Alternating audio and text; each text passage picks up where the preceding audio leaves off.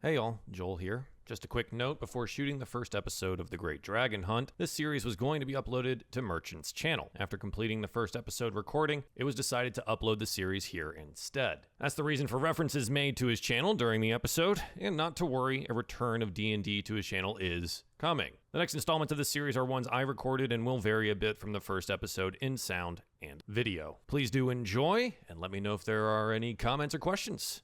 Hello, everyone, and welcome to... I don't know, is this Guild Gates and Goblins, or are we calling it something else? Why not? Just say Descent into Avernus. Alright, it's not Descent into Avernus, but it is Guild Gates and Goblins. It's a mini-campaign that I'm DMing called The Great Dragon Hunt. My name is Craig. You might recognize me from Merchant's or Connor's channel if you've watched his... Oh, I mean, are the MTG videos still on? I don't even know. No, they're unlisted, but I mean, all of our D&D content is okay. So that's what you're most well known for. Yeah, so you might recognize me from Connor's D&D videos or Joel's D&D videos, where I'm a character there. But yeah, so this is a mini campaign that I'm going to be DMing for the folks around me. And this one I've created is a homebrew one. So yeah, I don't know. I don't really know what to say in the intro. I guess I mean I've kind of introduced myself. Yeah. So why does everyone else introduce themselves? We'll start with you, John, and then we'll come to me when hopefully I've thought of something to say. Can I literally just say ditto, friend of everyone? Everybody here knows who you two are, and they probably know who Joel is as well. We've done enough introductions. BMG, play D&D with these guys. Sure do. Pretty cool dude. Hattie, why don't you introduce yourself? I'm Hattie, so I've been playing D&D with Craig for a year or so, sort of since pandemic times. So pretty new to the game, but excited to be playing with some new people. And Josh, who are you? So hi, I'm Josh. I play D&D and games with a bunch of these folks. Are we going through characters? Yeah. No, not yet. No characters. Okay, great. That's me. That's you. Joel? Hi, I'm Joel, on the internet known as Runaway Robot. I'm a professional dungeon master and game master for various different tabletop games. I play with a bunch of these people on things on my own channel, and also make other D&D content. Yep, there's a link to Joel's channel down below. Go watch other D&D. Avernus, watch everyone go to hell. Watch Avernus. Watch us all have a horrible time for 32 episodes. Amazing. It's never improved. Also, don't forget to check out the sneak peek one episode that we did on Joel's channel of this. That's true. I guess I should preface, give a little explanation. There was a one-shot that we did last week, which you'll find on Joel's channel, called Frozen Memories, which I DM'd, and it is set in the area the player characters will be traveling, but for all intents and purposes, that hasn't happened. So forget anything that happened. Something like that, a parallel universe or something like that. Lovely. But yeah, so I'm ready to kick us off here if you guys are all ready. Don't forget to like and subscribe. Yeah. Do all that. Yeah. Boink. I like ad revenue. Yo, yeah. Money. So, The Great Dragon Hunt is a mini campaign that we're planning to do over 3 sessions, and the players will be beginning the adventure at level 8. The player characters have all been approached individually by a human man named Domas Donvarian, who has recruited them to travel to the land of Orheim and slay a dragon. The completion of this task will reward them with a total of 10,000 gold. Orheim is located in the frozen north, a far-off land famed for its cold climate and inhospitable terrain, its savage people, and a large population of dragons. But our story does not start there. Our story begins in the portside town known as Holbeck. It is early afternoon, and the sun beams down on the bustling docks. Ships are loaded and unloaded, and sailors call out to one another. The player characters have been told to meet with Damas at a dockside tavern known as the Singing Captain, and our gaze is drawn to 2 individuals walking alongside the ships, a Goliath and a Dragonborn. So, I almost loathe to ask, but Connor, why don't you describe what your character looks like? What's that intro? Come on, man. So you see the Goliath stands at about 7 feet tall, and he's clad in pretty heavy plate armor. You know, he doesn't have any hair or facial hair, as is usual for a Goliath, but his grey skin and the dark markings of his tattoos do cover his face.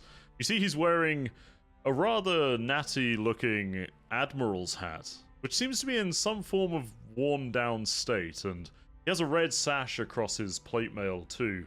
That appears to have seen some better days, along with the rather shoddy and maybe misappropriated medals glued to his chest and epaulets on his pauldrons, and he walks along with a warhammer slung at his side and a shield on his back, happily conversing, if not slightly drunkenly, with his companion. You got that right. John, would you like to describe this person's companion? Yes, companion is Jark. Jark is a dragonborn. His green scales look worn with large scars across his cheek, shows his battle experience. His scale frill around his neck has small nicks and notches where scar tissue has easily replaced over the years.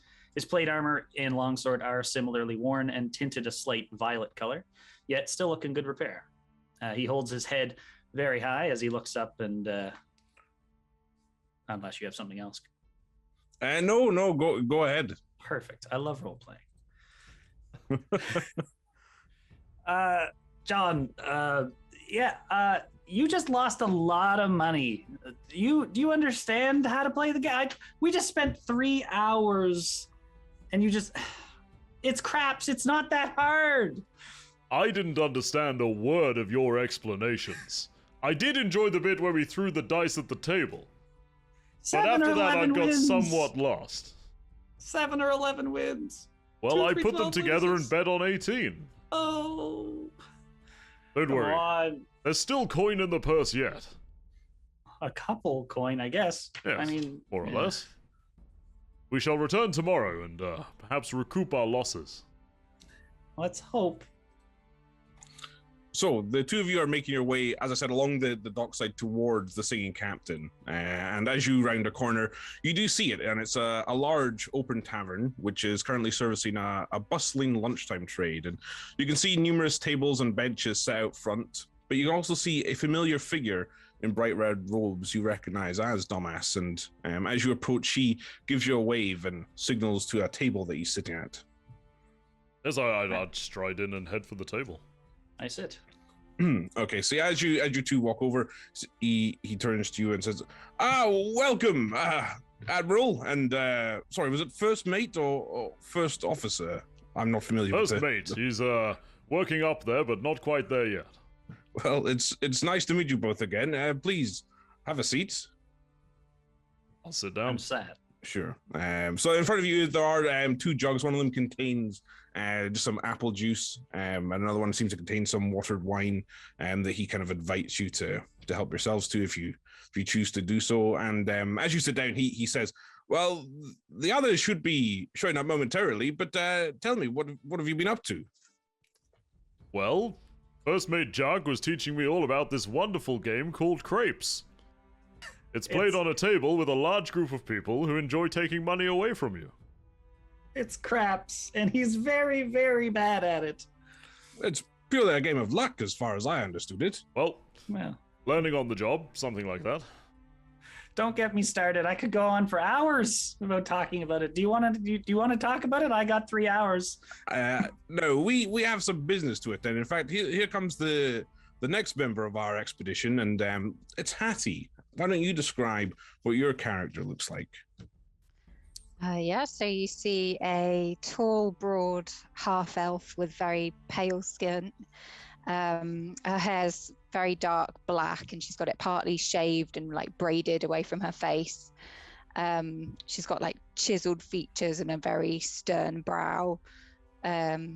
She's wearing like all black, black plate armor with just with like gold trims, and you can see lots of like symbols on her armor and on her shield. That's an open gauntlet cloaked by wings.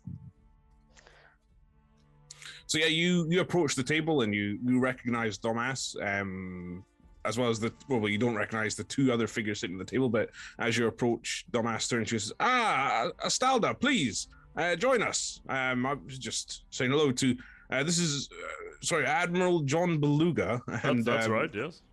His first mate Jark. Good to meet you. Hello.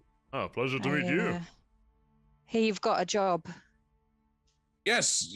I'm expecting 2 more, and then I'll get into the exact details of where we'll be going. But yes, help yourself to refreshments, and I guess at this point we'll just say that Joel, your character, is shown up. So why don't you describe yourself? Sure. Entering the fine establishment is a stocky hobgoblin, reddish skin, covered in tattoos, plenty of piercings up on his long pointed ears, wearing talismans of teeth and bones and claws around his neck. He has a small raven perched on his shoulder. His eyes are this somewhat iridescent swirling color, evidence of his time spent in the Feywild, and his long dark hair is tied back into a bun. He enters in, and he's probably feeding his little bird Moby something, and Ishmael will approach the group. It is a fine day to go hunting. You look like a hardy lot of I think he looks up at from the sitting position, even the Goliath, and that is a mighty fine hat you have there, sir. Thank you. I almost bought it myself. Was it the 5-finger discount then? No, it's befitting of my position, but more on that later. Your position is sitting. Is it have something to do with that? More or less. More often than not, actually. Yes. He literally doesn't do anything. That's not true. Dumas, I suppose these are my compatriots for the day. Yes, everyone. This is Ishmael. They have come to assist with the hunt that you will be all engaged on. I have a nose for the hunt. Don't you worry. I won't steer you wrong. And I guess at this point we'll just say that Josh, your character, has turned up. Why don't you describe yourself? Sure. So I'm playing Avian, or Avi to his friends.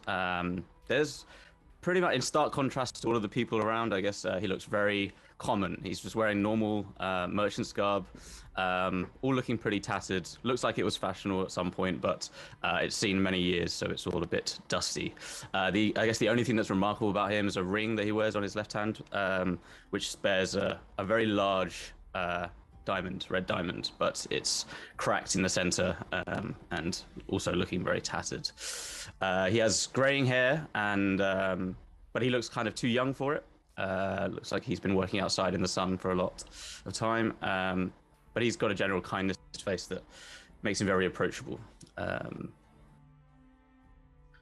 So yeah, as you get close to the table, Dumas looks up and says, the last of our party, Avian, why don't you pull up a chair and, why don't you all introduce yourselves to each other? I plan for you all to work together, so it's probably for the best you know who each other are. All of you seem eerily familiar. I didn't recognize any of them. Met in a dream somewhere. Yes. Well, hello, I'm Jark. Yes. Hello, Jark. Pleasure to meet you. I am Ishmael. This is my bird, Moby. He's a good bird. What kind of bird is he? A little raven. Oh. He was very small. Adorable. Well, I'm the Admiral John Beluga, commander of the Dread Fleet. You might have heard of it.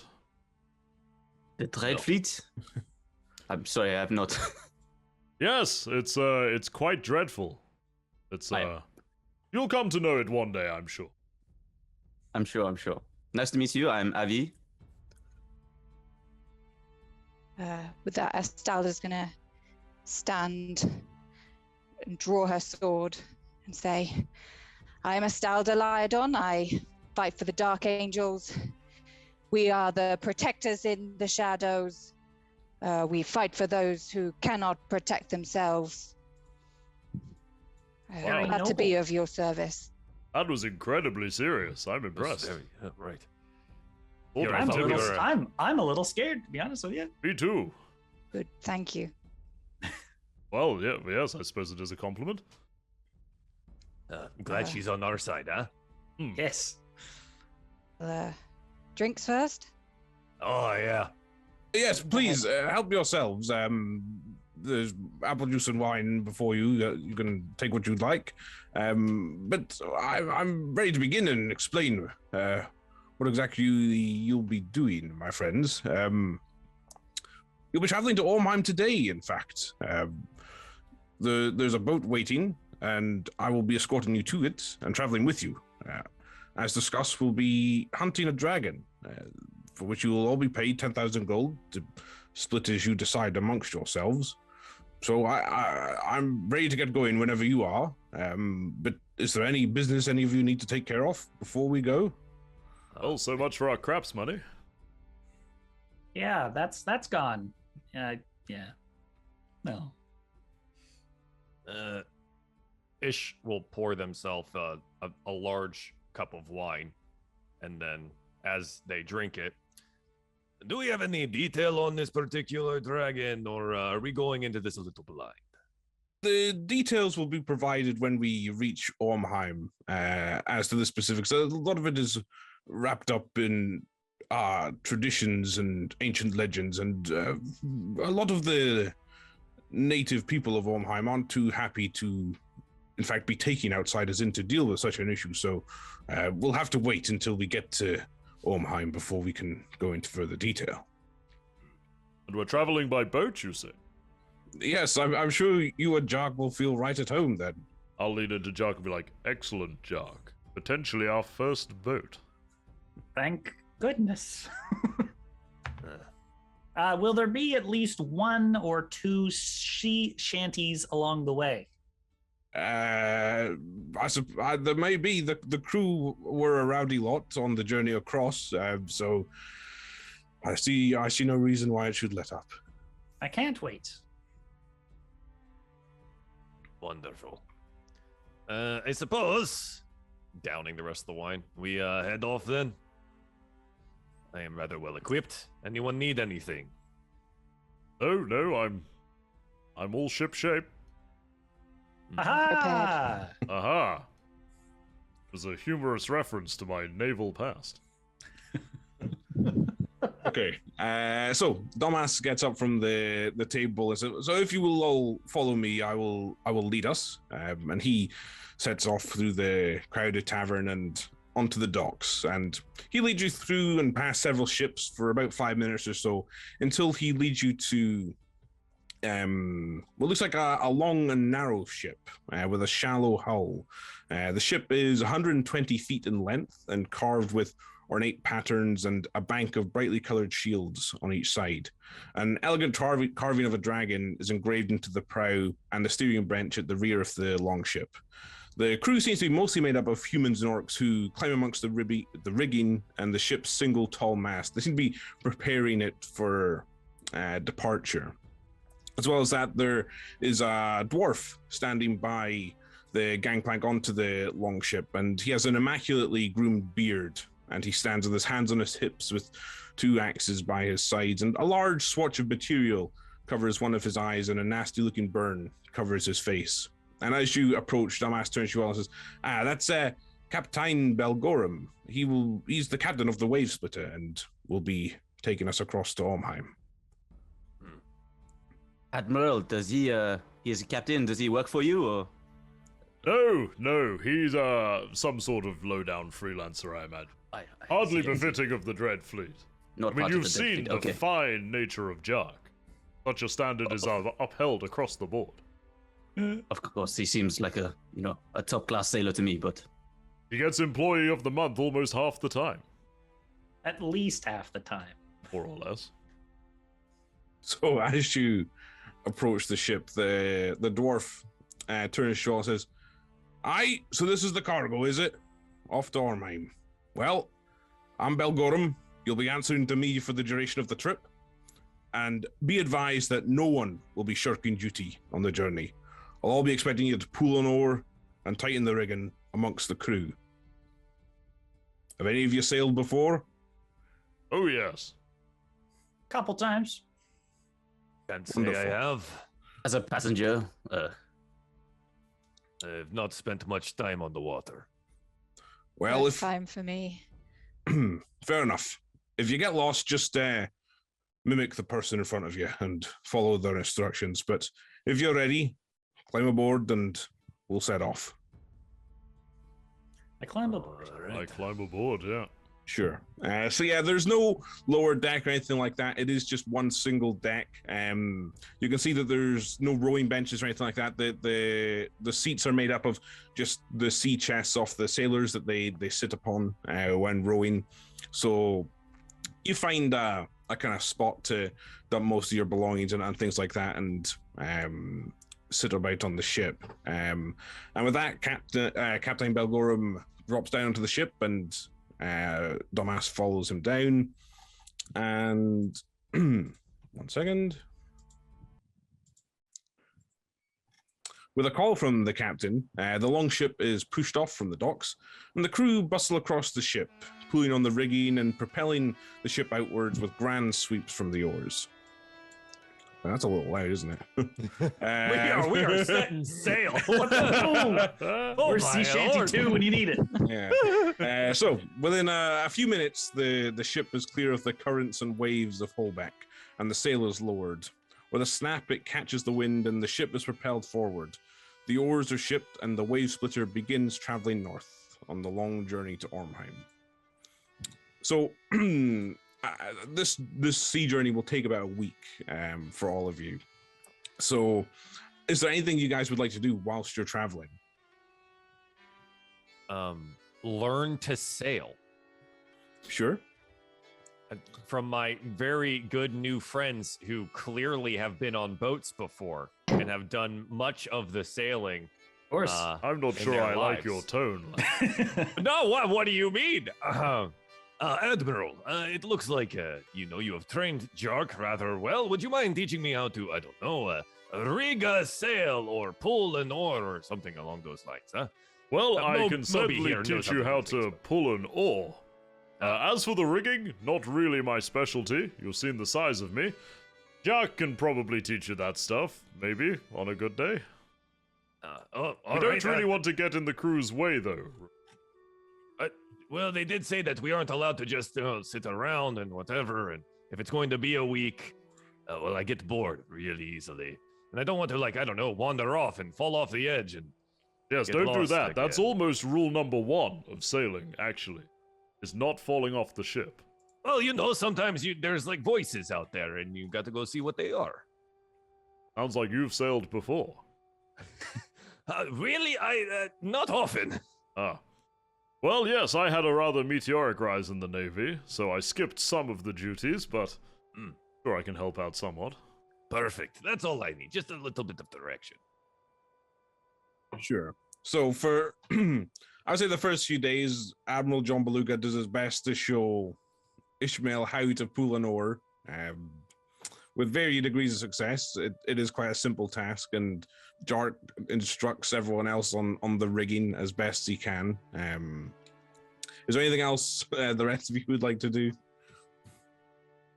I guess Avi is obviously heading into dragon territory. I would be interested in learning of any other stories of, dragons to be hunted in the area. Something to move on to after this one's done out of the way. So are you sort of asking? Yeah, for the crew. locals who have heard stories of famous creatures and the like in the area that Sure. we're headed to. So why don't you make Also- an investigation check?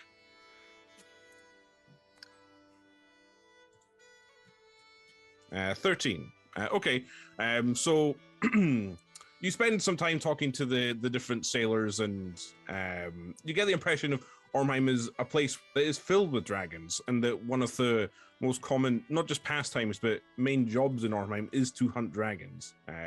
But from what you can gather, it seems to be relatively small dragons, wormlings and young ones, things like that. And in fact, most of the trade from Orheim seems to be made up of selling dragon scales and bones and blood and body parts, all of which are useful for magical and apothecaries, and all sorts of people value the parts of dragons very highly.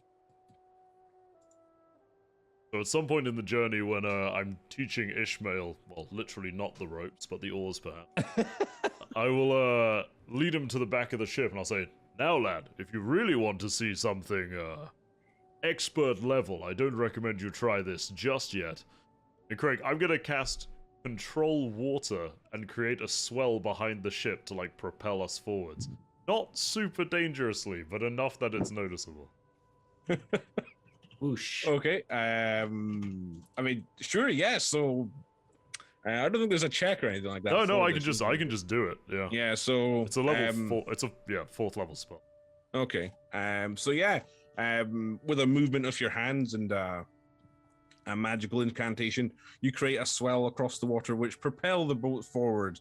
Captain Belgorum at the steering rudder kind of looks up and says, "What are you about? What was that?" Oh, just old sailors' tricks. And then I'm gonna point my hand like a little finger gun. I assume there's like a central sail on this room.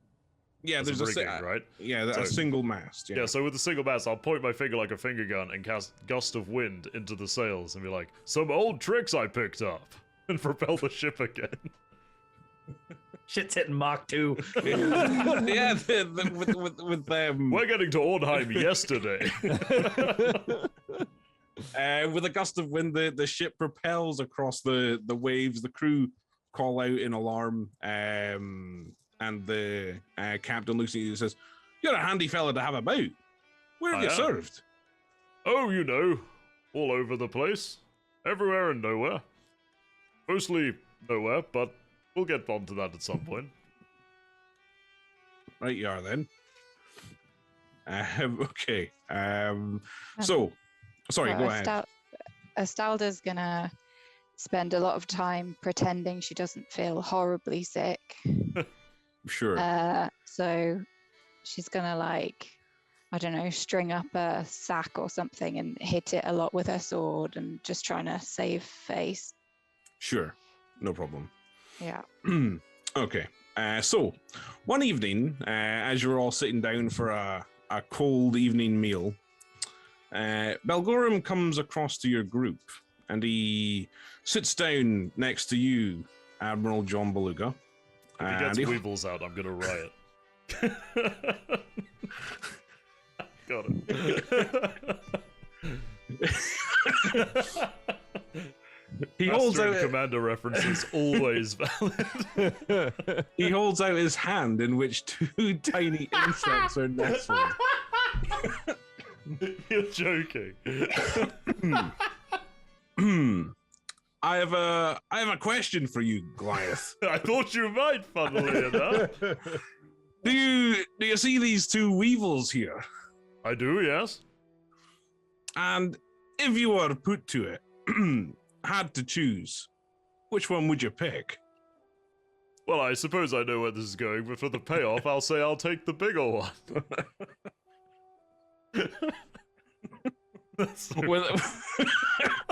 with a laugh, Belgorum slaps his thigh and says, "There, I have you. You're completely dished. Don't you know that on a ship, one must always choose the lesser of two weevils?" With a explosive chuckle, John Beluga slaps his thigh and goes, "Oh, now that's a good one. I'm going to have to remember that for the next time it comes up." What the fuck? Did you know I was gonna do that? Because we're on a ship playing D&D and we both love Master and Commander. And for anybody who wants that, I mean, just look up Master and Commander Weevils. You'll see the scene and know what that was a reference to. But well played.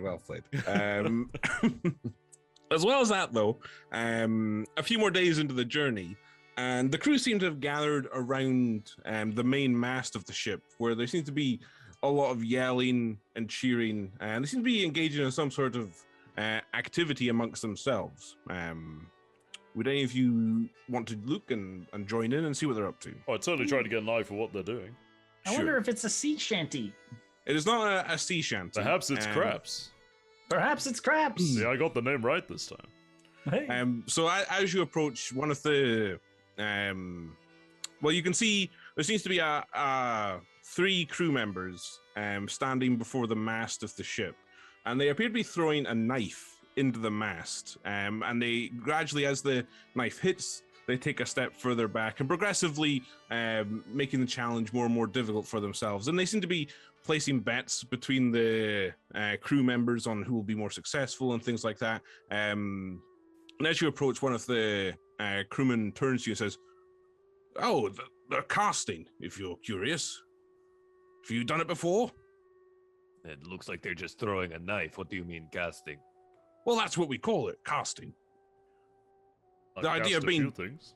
Yes, exactly. The idea being that you throw a knife in and progressively it gets more and more difficult. The last one standing is the winner. Ah, I'm pretty good at throwing a knife. Well, would you like to join in the next round? Sure. So I guess I would do any of the rest of you wish to join in with the casting? Jark always loves getting together with the crew. Yes, I nominate Jack. I don't fraternize.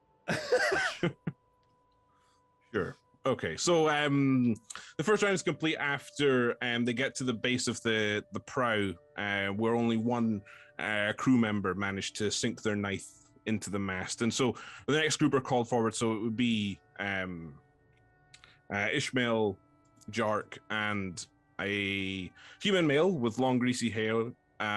Looks to be a teenage orc male and a half orc female. All step forward from the crew. So. This will be a challenge, but essentially to throw the knife at the mast. And it will get progressively more difficult to throw the knife. So why don't we say, Jark, you can have the first throw if you'd like to make an attempt. Well. So if you just want to make an attack with the knife or a dagger to throw it. Come on, Jerk, you Just can do this. Just a dagger, eh? Yes. So you're within 20 feet at this point, so just a straight roll. I'm just going to click this button. 23, yes. So with a solid throw, the knife embeds itself into the mast, and the crew give a small applause as you step forward to pull it out. Ishmael, if you would like to take your go. It's a good throw, Jerk. All right. Line it up here and... It's because I have my sea legs. No, all right. Yeah. As a 23. Okay, yeah, so another solid hit into the mast. So the next group goes, so let me just quickly roll for them. So the human male up first, he rolls a 18, which is a hit. And the teenage orc, he gets a 9 from the teenage orc, who throws his knife out, and it just clatters off the side of the mast. And you hear a few small chuckles from the crew as he, red-faced, picks up his dagger. Don't worry, son. It's all about the wrist. Better luck next time. And finally, the half-orc female, she rolls a 3, so she also misses. So We're thinning out the herd rather quickly here, huh? So the next throw, this one will be from 30 feet back, so you'll have disadvantage this time. Aye. So Jark, why don't you make the first throw? 14. 14. That's just a hit. Sweet. So yes, your knife quivers as it smashes into the mast. And Ishmael, if you'd like to take your next shot. There's a 20. Okay. So yeah, obviously a hit. So another success, and the Greasy-haired gent. the greasy-haired man rolls a 4. These guys are really not doing that well. I thought they would last longer. So yeah, he's out as well. His knife goes wide and lands in the ocean. There ain't no getting that back. No. So with that, the crew encourage you for the next challenge. You have to balance on the ship's prow whilst you fall from 40 feet back. We balance and then throw. Jerk, how are your sea legs, huh? Better when I take this heavy armor off. No, take your time. Go ahead. I want it to be on, on equal footing. Yes. Okay, so what do I do now? So you need to make an athletics check to maintain your balance Oh, good. Okay, here we go. as you stand on the prow. 6. A 6. So yeah, as you stand on top and take position, you feel your balance give way, and you just make a dex saving throw. Great. To see if you fall in the Don't ocean or not. fall in the ocean. Oh no. Hey, with a splash. Can I reach him? Can I reach him? You can try. Yeah, you can make I guess just an athletics or acrobatics check to grab hold of Jark. So yeah, 22. So yeah, you grab hold of Jark. Oh, hang on there, friend. Oh, good thing I didn't waste my throw. Yes. Try to drag him back up. Oh, okay. So yeah, Jark, you are out. You fell off the prow. I did fall off the boat. So Ishmael, you can make an attempt. You just need to obviously hit this to be declared the winner. If you would like to try. Maybe I just need to balance. Can I make an argument that I can use acrobatics for the balancing? You can, if you would like to. Yeah. That's better than my athletics. That's a natural one. Hey, Come on. Can I catch him? Well, so if you want to make a dex saving throw. Wow, that's unfortunate. Oh.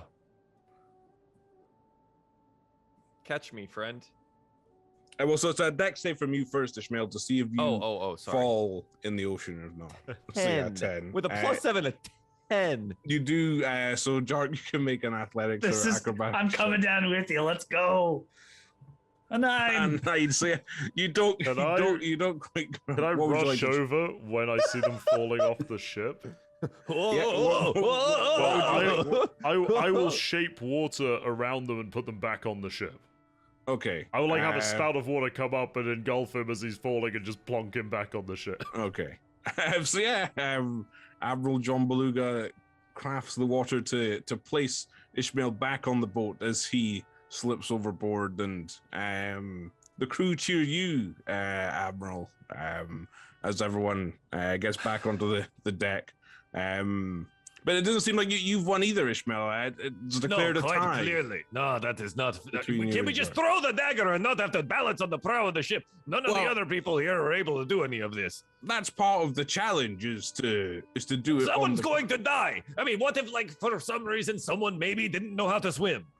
Well, then what are they doing at sea? Well, there's 10,000 gold at stake. That's what they're doing at sea. Well, I think he's just a little bit salty. It's okay, Ishmael. I almost fell too. Thank you for that, by the way. With that, Balgorum seems to break up the crowd and asks everyone to get back to work and end the recreation on the deck. So that seems to be that. So is there anything else the rest of you would like to do whilst the sea journey continues? I want to throw the dagger from 40 feet. I do have something. Okay. So Jark, I assume at some point we'd all be kind of sitting around together. Mhm. I kind of lean over to Avian and say, "Excuse me, son. I don't understand. Pardon my intrusion, but you don't seem like the dragon hunting type." I had the same thought. I guess the garb gives it away a bit with the clothing. Yeah, seem more a merchant than a fighter.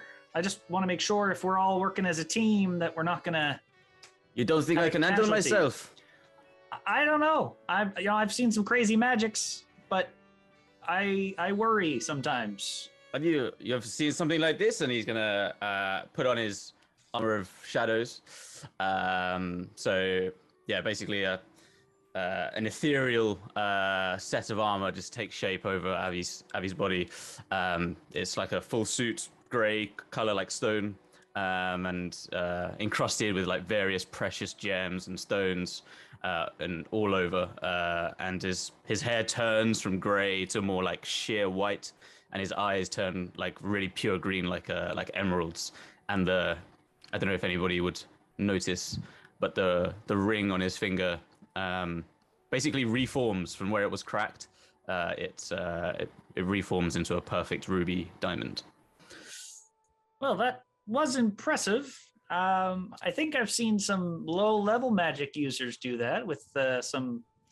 Anyway, I hope Well, I guess you maybe you have met more people than me who know this sort of trick, but I could fix that permanently for you if you'd like. is that real? What Yes. sort of how do you do such a thing? Oh, I carry the favor of a few awfully nice people, and like I say, it's really no effort for me whatsoever.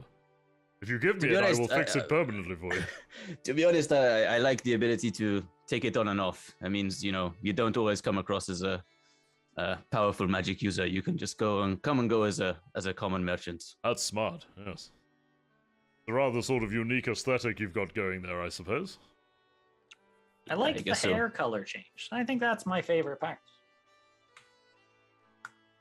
Anyway, that was it. Well, anyway, as you can see, we can fight dragons together. There's no problem.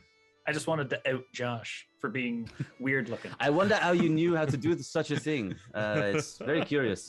Yes. I'm sure you'll have plenty of opportunity to prove yourself, as will we all. Yeah, I mean, do you guys hunt dragons often, or you're first timers to this sort of thing?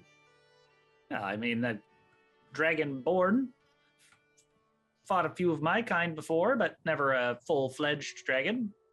Mm-hmm. What Four about you, legs, Ish? wings. Ish, you look like the sort of type who goes after these sorts of things. It is, it's got all the talismans. It's kind of my thing. I have hunted many beasts over the years with the assistance of Moby here. Between here and the Feywild as well. Dragons, yes. Nothing so far as, old or ancient, but some wormlings here and there, and, cousins of the type, wyverns and such. A bit of practice in hunting things like this down. We should be fine then. Admiral, I guess you're hoping for some water nearby so you can do some cool tricks, or you have something else? Believe it or not, that's actually not my main area of expertise. But I've never hunted a dragon or anything, no. I suppose having some water around would help. No, I just thought, hunting a dragon in the frozen north, how hard can it be? And so I signed Jark and I up. Does Jerk just go wherever you go? More or less. I mean, he's been my faithful companion for about 10 years now. 10 years, Jark. Yes. Interesting. All right. So we started out just a couple of lonely swabbies, trying to put enough coin together to buy our own ship, and here we are 10 years later. Me an admiral and him first mate. First mate. Now, forgive me, I don't understand the ways of the sea very well. I don't spend much time out here on boats and things. As an admiral, does that not imply that you're actually in charge of many ships simultaneously? Yes, that's correct. It does imply that. And doesn't that mean that should be the case? Right, so where is your fleet? See, that's Not the part here. that we're figuring out. But clearly, as I'm an admiral, I should have a fleet. Or maybe does the fleet preclude the admiralty, right? You must have a fleet to be an admiral. Some may take that view. But I think I'll prove you wrong in the days to come. I look forward to altering my opinion. Those are all good questions. They're questions that I've asked Connor as well. And I'm still waiting for an answer. But nonetheless, the journey continues. If you wear the hat and you have the title, I think you're an admiral. So, the journey continues, and early in the morning of your 7th day at sea, you're all awoken with a cry from the ship's lookout calling land spotted. And as you all groggily sort of wake up and look north, you can see a landmass beginning to peer out of the distant mist across the horizon. And the crew begins to move at speed across the ship, preparing to head inland, and orders are yelled out from Belgorum. You're all sort of drafted into sit at benches and pull on various riggings and ropes and things like that to prepare the ship as you head landward. So, as the ship approaches... One second. As the ship approaches, the mists part, and you see the land of Orheim spread out before you. Huge fords reach out into the ocean with narrow inlets leading further inland between them. Steep cliffs slope down the sides of the fjords on which blankets of pure white snow lie atop. With a call from Belgorum, the sail is lowered and oars are banked at the side of the longship as the rider guides the ship towards one of the inlets. You can see a number of ships passing in and out of this passage and small fishing boats casting nets out into the water. The current pulls the ship in and choppy ocean waves dissipate as the ship travels across the glassy still waters between the fjords. A brisk breeze travels across the deck of the ship as sailors call out greetings and brief snippets of news to the other passing vessels. The surface of the passage is like a mirror, reflecting the steep fjords on either side, and looking up, you can see winged creatures in the sky. Initially mistaking them for large seabirds, they appear to be draconic in nature, the sun illuminating their leathery wings and brightly colored scales. Most appear to be headed out to open sea where they dive deeply for fish, but a few nests on the sides of the slopes, staring at the ships passing. So as you're all sort of staring at this Damas, who's been relatively quiet on the trip, turns to you all and says, "As you might have guessed, we have arrived in Orheim.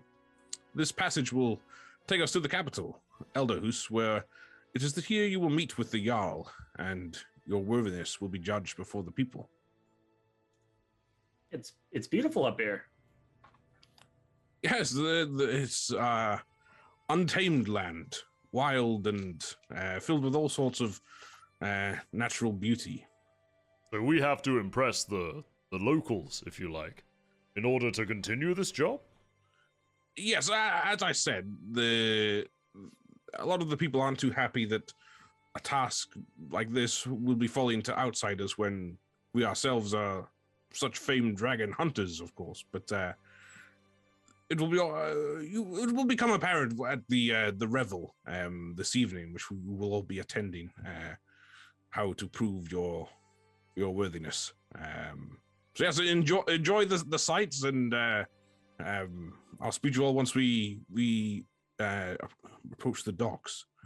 So, the Wood of the Wave Splitter, which is the name of the ship. I forgot to tell you the name of the ship. The ship was called the Wave Splitter. Did I? Yeah, you did. My bad. So, the Wood of the Wave Splitter creaks as the ship banks and turns in the inlet. At the end of the passage, you can see a large city wrapped around its banks.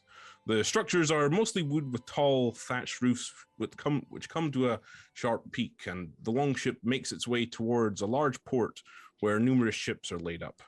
Most of the vessels are of a similar design to the longship you're on, but you can see a few with higher riding hulls, which you assume to be foreign traders and expeditions and things like that. And with instructions and callouts from Belgorum, the ship banks and turns into an open space on the docks. Lines are secured and the anchor is dropped, and with that, you've arrived in Orheim. You know, they say that they're really good at dragon hunting. Ish will point up at all of the draconic-looking seabirds. They seem to leave a lot of them around. Well, perhaps those ones are friendly. Or maybe they just haven't gotten close enough. I heard of this town once, where they were all friends with dragons, right? And like the dragons would help them do things, and they would like train dragons, and a really cool book came out of there, and it was called How to Train Your Dragon. I never really had much luck with it, though. However, every dragon I tried to train thereafter just tried to eat me. Well, I'm not surprised. I'm surprised somebody would write such a fool. That's what I'm saying. So they leave a lot of these beasts around. Well, at least the weather here is never lovely. trust a dragon. Great, what's I'm the right temperature here. like? Looking pointedly at Chuck. Wow. Weather-wise, it is a bright and sunny day. The skies are a clear blue. A strong breeze is carried across the inlet you are on. But otherwise, it's not too cold. But further north, you can see is where the snow-capped mountains lie, which you would assume to be much colder than where you are. Those mountains look much colder than where we are. So as the ship pulls in and ties up, Belgorum turns to you all, and as our gangplank is lowered onto the dock, he says to you all, "Well, you've acquitted yourselves quite well on the trip. I'm impressed, especially with yourself, Admiral. You Thank did me a you. good service there. Yes, I'm quite savvy on a ship, as you may imagine. Yes. Well, perhaps I'll be the ones to ferry you back to Holbeck when the time comes. But unless I'll be seeing you all tonight at the revel, I'm sure. But if you're ready, you can depart, and I believe Domas will be showing you where you'll be staying. Very well. So as you depart from the boat, the crew all bid you a hearty farewell and a cheer as you make landfall. And Damas meets you at the top of the gangplank, and with a nod from him, he begins to lead you through the streets of Elderhouse. So the city sits on a small incline that gradually leads to a large structure at the top. The streets around the dock are thick with folk transporting and loading goods, with traders arguing over prices and workers calling out to one another. The locals, who you can tell by their clothes of leather, fur, and animal bone, occasionally sweep their gaze over you, but most don't seem to pay you much heed. And Damas escorts you through the muddy streets, and the foot traffic quietens, and eventually leads you to a small building where an elderly half-orc male lounges outside, smoking a pipe. And as you approach, Damas says, "This is Bear. He will be serving as your guide whilst you're in town. Bear, it is nice to see you as always." And the half-orc just gives him a nod and says, "So, you're the lot that have come to slay the dragon, then?" Yes, I believe so. Yes. We haven't really gotten much information on what dragon we are intending to slay when there are so many flying about. Maybe I just pull out an arrow and kill the one for you right now. And then we collect our 10,000 gold and go home. I think there'll be more to it than that. But Domus, we'll see you tonight at the Long Hall. As for the rest of you, if you'd like to come inside, guest quarters have been prepared for you. And like he said, I'll be on hand to keep your eye as you stay here. Was your journey over okay? More or less, yeah. So Fine. he leads you inside this small house, and I think you see there's a large sort of living area with various tables and chairs and couches set out, as well as what seem to be half a dozen rooms that branch off. And he says, "Well, you each have a room for you to stay in for the evening. If you're hungry, I can do you something to eat. I've got some tea on the boil as well." Lovely, I'd love it. Some tea would be great. Yeah. How about, can I interest anyone in some soup, or one of the local delicacies, a fish finger butty? You'll know I'm not gonna say no to that. You read me like an open northern book. Think I'll just have the soup, thank you. Sure. So you move and deposit your goods into your various rooms. They're all the same, with just a simple bed and table and chair inside.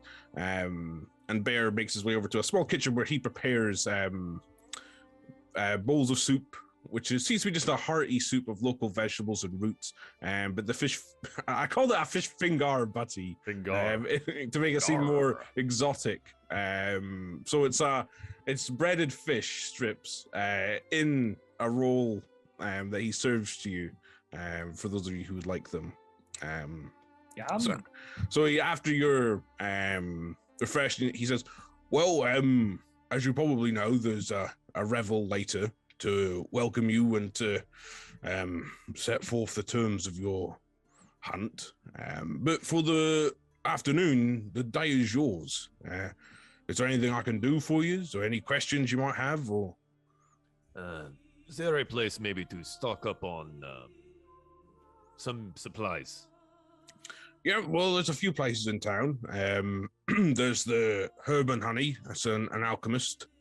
I can fix you up with any sort of potions and things like that you need. There's Beards and Belts. It's a blacksmith and a local shop in one, so any armor, weapons, things like that you need. As well as that, there is one other place you'll probably want to visit, Flux Deluxe. It's artificers, where a weapon that they sell may prove handy for slaying a dragon. Oh, I am most interested in that. Well, you're welcome. I can show you where it is if you'd like to go there just now or later. If they're open now, we might as well get it done now. It'd be I good agree. to start the hunt as early as possible tomorrow, yeah? Sure, yeah, as long as you're judge worthy, but I'm sure there'll be no problem with it. Judged worthy. Nah, we will be fine. Well, if you're all ready, then I'll lead you. And he opens the door and steps out onto the streets of the city. So, where does he want to go first? Is it Flux Deluxe or the Alchemist or? I love the name of that store. I want to see this weapon. Yeah. Okay. So Bear leads you to a small shack just on the edge of town. There seems to be various amounts of scrap and metal and a workshop outside. But there's currently nobody in there. But he gestures towards the shack and he turns to you all and says, "Well, you'll find him in there. Good luck." Thank you. I've never been wished luck entering a shop before. Okay. This is very odd, yeah. So you push open the door, and inside is a small wooden shack. There's just a simple counter, and behind the counter is a table where a figure is working on something. And looking closely at the figure, you can see that it is in fact a lizard folk. And he seems to be working on some large, elaborate crossbow. And as you enter, he says, "Oh, hello, I knew it. Hello, There's Oz. There he is. Ozifax. Who's that? Oh, My just a name friend is I once had. Zav. Zav Rezo. Ah, I see what you did there. Pleasure Very to good. meet you, Zav. How can I help you all? We heard there's a rumor about a dragon-slaying weapon here. that we Oh, might be it's interested in. no rumor, I assure you. I sell the patented Doombolt Ballista, a weapon of my own creation. Perfect for anyone who's out hunting for dragons. And Now, I might- would assume, based on my powers of deduction, that you are the outsiders that have been drafted to hunt a dragon. Are we that obvious? You're Yes. very clever. Well, why don't I show you what I sell, and you can judge it for yourselves. So he pulls across the crossbow that he was working on the workbench behind him. And it is this large metal-plated crossbow with this huge steel wire. And as he points it down towards you, I will just give you the details, the exact details of what this thing does. So it is called the Doombolt Ballista. And I'll reveal it as a handout. If you just bear with me. Yes, show me the Doom Bolt. But I'll read it. Yeah. I'll read out for everyone at home. So it is a magical weapon that requires attunement, and it is a crossbow, so it will have the heavy property, and it will require reloading on a bonus action, things like that. However, as an action, the Doombolt Ballista launches a javelin-sized projectile at a target within range. So the weapon can only be fired once per round, as it requires time to recharge. Upon hit, the target takes 1d12 plus 2 piercing damage, 2d12 plus 4 lightning damage, and the target must succeed on a DC 17 strength check, otherwise it suffers the effects of the Earthbind spell for 1 minute. And Earthbind, for those of you who don't know, essentially is a spell, so I'll just read out what the spell says. Yellow strips of magical energy loop around the creature. Its flying speed, if any, is reduced to 0 feet for the spell's duration. An airborne creature affected by the spell safely descends at 60 feet per round until it reaches the ground or the spell ends. Safely reaches the ground. Yeah, it doesn't just Good, drop out. good of the sky. specification. I was like, we dropped this dude from 300 feet. We're doing all right. So this is the Doombolt Ballista, as you can see, a marvelous contraption and a worthy addition to any dragon hunter's arsenal. I sell it for 300 gold. Not with the ammunition, though. You need to buy that separately. Well, much what is does the this thing ammunition? fire? My goodness. It's javelins that I have specially modified and enchanted with various arcane properties. They are 100 gold each. Oh, goodness gracious. Ish would look around the party. This is a very powerful thing. We should probably get it. How many do you have? 1! Oh, I was hoping I could hold 2. They take a long time to make, and as you can imagine, they're very much in demand. But the Jarl asked me to prepare one specially for your arrival in case you chose to purchase it. Well, I think we almost certainly want it. I agree with this. Is I'm this willing certainly... to- Yeah, this seems like something for you, no? It is a little bit, only picking it up. It's probably pretty large for Ish. It's just on the shorter side, but like... I mean, as long know. as you're not a small creature, like a gnome What? or a halfling, you Yeah. can wield it normally. Yeah. Some of my other abilities will be hindered by the amount of time it will take to operate this contraption. Not as able to fire as quickly as the bow on my back, but yes. Yes, I could make use of this. Wonderful! How much ammo would you like? I'm thinking in the realm of 5. So that's 800 gold altogether. I can front 400 if anyone would yeah, like I to can- pick up the rest. Could pay for some ammo, for sure. I'll buy 2 bolts. Or javelins, whatever you call them. Appreciate that. It will prove most useful for us. Sure. So, so how much ammo is that altogether in total then? Because Joel said 5, it- and then No, I'm so you paying said for 3, 2 of the So you 5. played 2. As I a party, bought we're buying it. 1, which means there's 2 remaining that Ish has requested. So if anyone would like to, But there's toss 4 in of us, so I buy 100. 1 each. I left my coin purse and Avi, it's I my suppose I'll buy money. one. Sure. I'll happily contribute to something so useful for the cause. Ish, as long as you don't point that at me, I'll be okay. Or miss. Don't miss. Or either. miss. Well, I will do Can my we best all not to initial miss. each javelin to see who took the shot? Oh, am I not the one taking the shot, or are you proficient in utilizing weapons of this nature? Oh, well, I mean, I can, but I think it's best in your hands. All right. Well, yeah, I put in 400 gold. So it sounds like I have 3 bolts of ammo. Who's putting in the other 200 or 100 each? Or I put in 100. okay, Y'all bought your bolts, Joel. okay. okay. So you count out 800 gold and pass them over to Zav Rezo, who's turned short. Well, thank you for doing business. Now I should warn you, there'll be no opportunity to resupply this in the field. If you do need more ammunition, you'll have to return here. Can Is we? it possible to reuse the ammunition, or No, even if you No. even if you miss? even if you miss, firing it discharges the magical properties imbued in each piece of ammunition. I'll buy 2 more. A wise decision.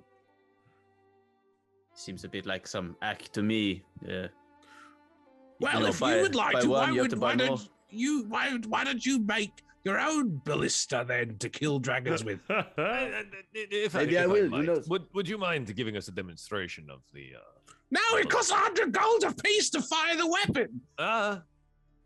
It sounds like we may have a little bit more than the 5 that I requested. You may utilize the one that I purchased.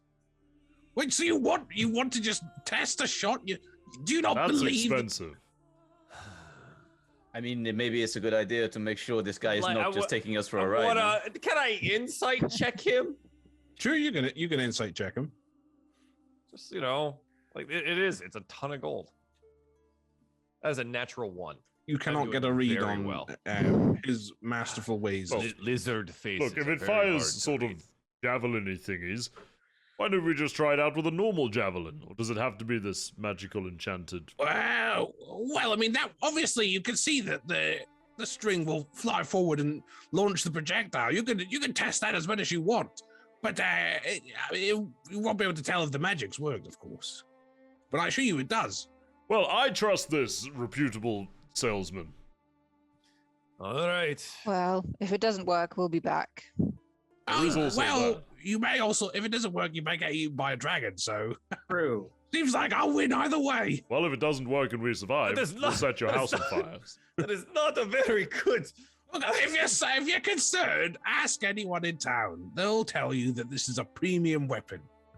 Fine. Thomas all has right. hired us, and he did refer us here, so, you know. That's true.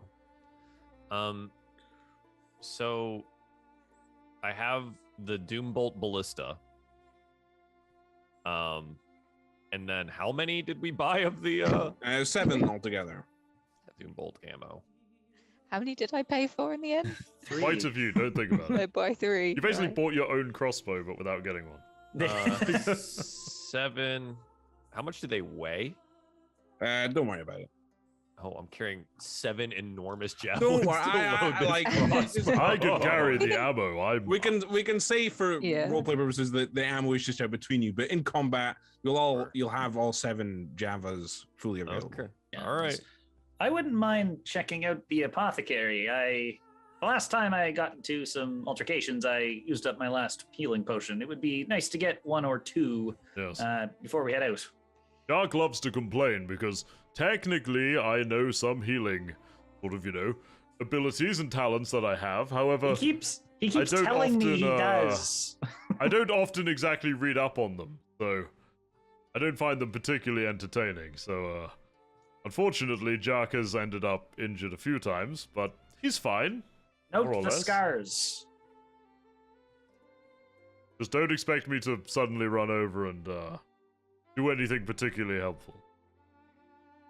Yeah, can we make our way to the what was it? The honey and The whatever? herb and honey. The herb and honey. So yeah, you step outside and Bear leads you next to the herb and honey. So it is just a simple alchemist, and you step aside. There's a dwarven woman who looks up and says, "Oh, hello!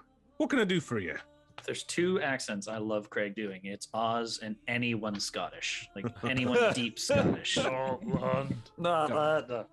I'm looking for some healing potions. All right. Well, we have a couple of different kinds. Why don't I just paste the full list of things you can buy here? Please do.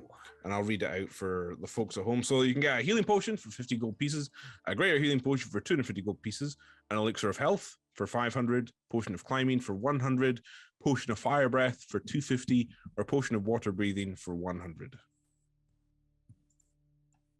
What does the one labeled Potion of Climbing do? Well, it will make you a more proficient climber. I should have seen that coming, really. How does it work exactly? Well, the magical properties of the liquid inside will imbue your limbs with great strength when it comes to carrying your own weight. And Oh. That might be useful. I am wearing quite heavy armor. Does anyone have 50 gold they could spare? I'd like to get 2 greater healing potions, but I only have Well, 450. I'll give you 50 gold. Thank you. I'd like 2 greater healing It's potions, coming out of your please. pension fund, though. Damn it! My RRSPs. okay, so yeah, she places 2 greater healing potions on the counter. I recommend stocking up. It feels like we're gonna be here for a little while. I would really like to get one of these elixirs, but I'm 100 short now that I paid for the ammo. I only have 100 remaining, but you are more than welcome to it. You think it's something that we should get? You are more than generous to buy the ballista ammo, so yeah. Okay, I can't I'll wait to take see it get fired. This I'll is take, a an elixir. grand investment for us to hopefully come across 10,000 gold pieces, huh? So, yes, take my 100. Okay, I'll grab an elixir. Which take was the a- elixir of health? Sorry. Elixir of health, yeah. Okay. So yeah, that's 500 gold pieces for the elixir of health. I'll take a healing potion and the potion of climbing. Okay, so that's 150 gold pieces for those. And just 2 regular healing potions for me.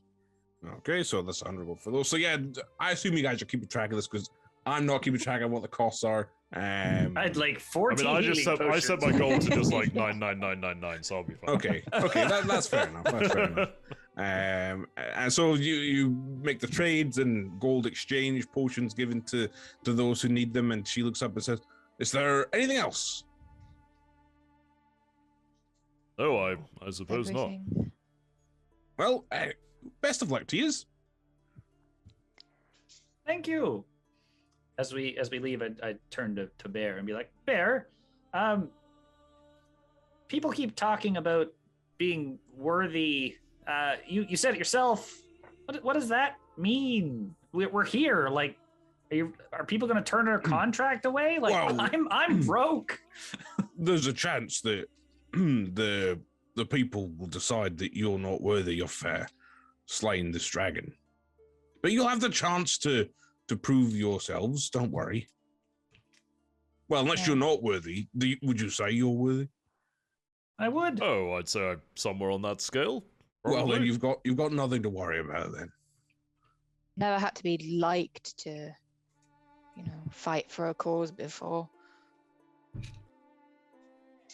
Some people's weird reasons for money giving. I don't know. Are you liked often, Estalda? Seem quite. No. I mean, I'd love to say I'm surprised, but well, I'm sure we'll become firm friends in time. You can see that John is like visibly sweating and like trying to think of something nice to say. Scary paladin lady. I'll have you back. Marvelous. Just know that. Yeah. Jark has my front, so I'm sorted. Perfect. Yes. I obviously want to just, before I forget to mention to everyone, I am a little broke. So I just want to make sure, I know that we have the bird, but can we just assume we're splitting the money, assuming contracts get negotiated, we kill the dragon, blah, blah, blah, that we split it equal amount of ways for the remaining alive party members? I do believe that is the plan. Agreed. Okay. I just wanted to make sure I didn't want to get a weird cut taken off. Is that something that happens often to you, First Mate, or? Admiral. No. Oh, We have an see. agreed salary, and everything else goes to the war chest. What about if we find the dragon has an ord of some sort? Nobody said otherwise, unless some mystical, Jarl tells us otherwise. I'm assuming that it's ours for the taking. I think we all come from rather distinct walks of life. If it's monetary value, we can sell it and split it, and if it's something else, I'm sure, perhaps we can naturally split them up amongst ourselves. Let's be civil. Were there any sort of frigates or sloops? I'll take them. If there are any gems, then I'll take them. Well, Jemmies. I should have said the gems. Damn. I just like gold. Good thing in a first mate.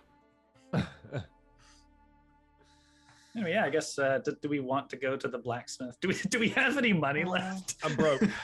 I Same. am I very think poor.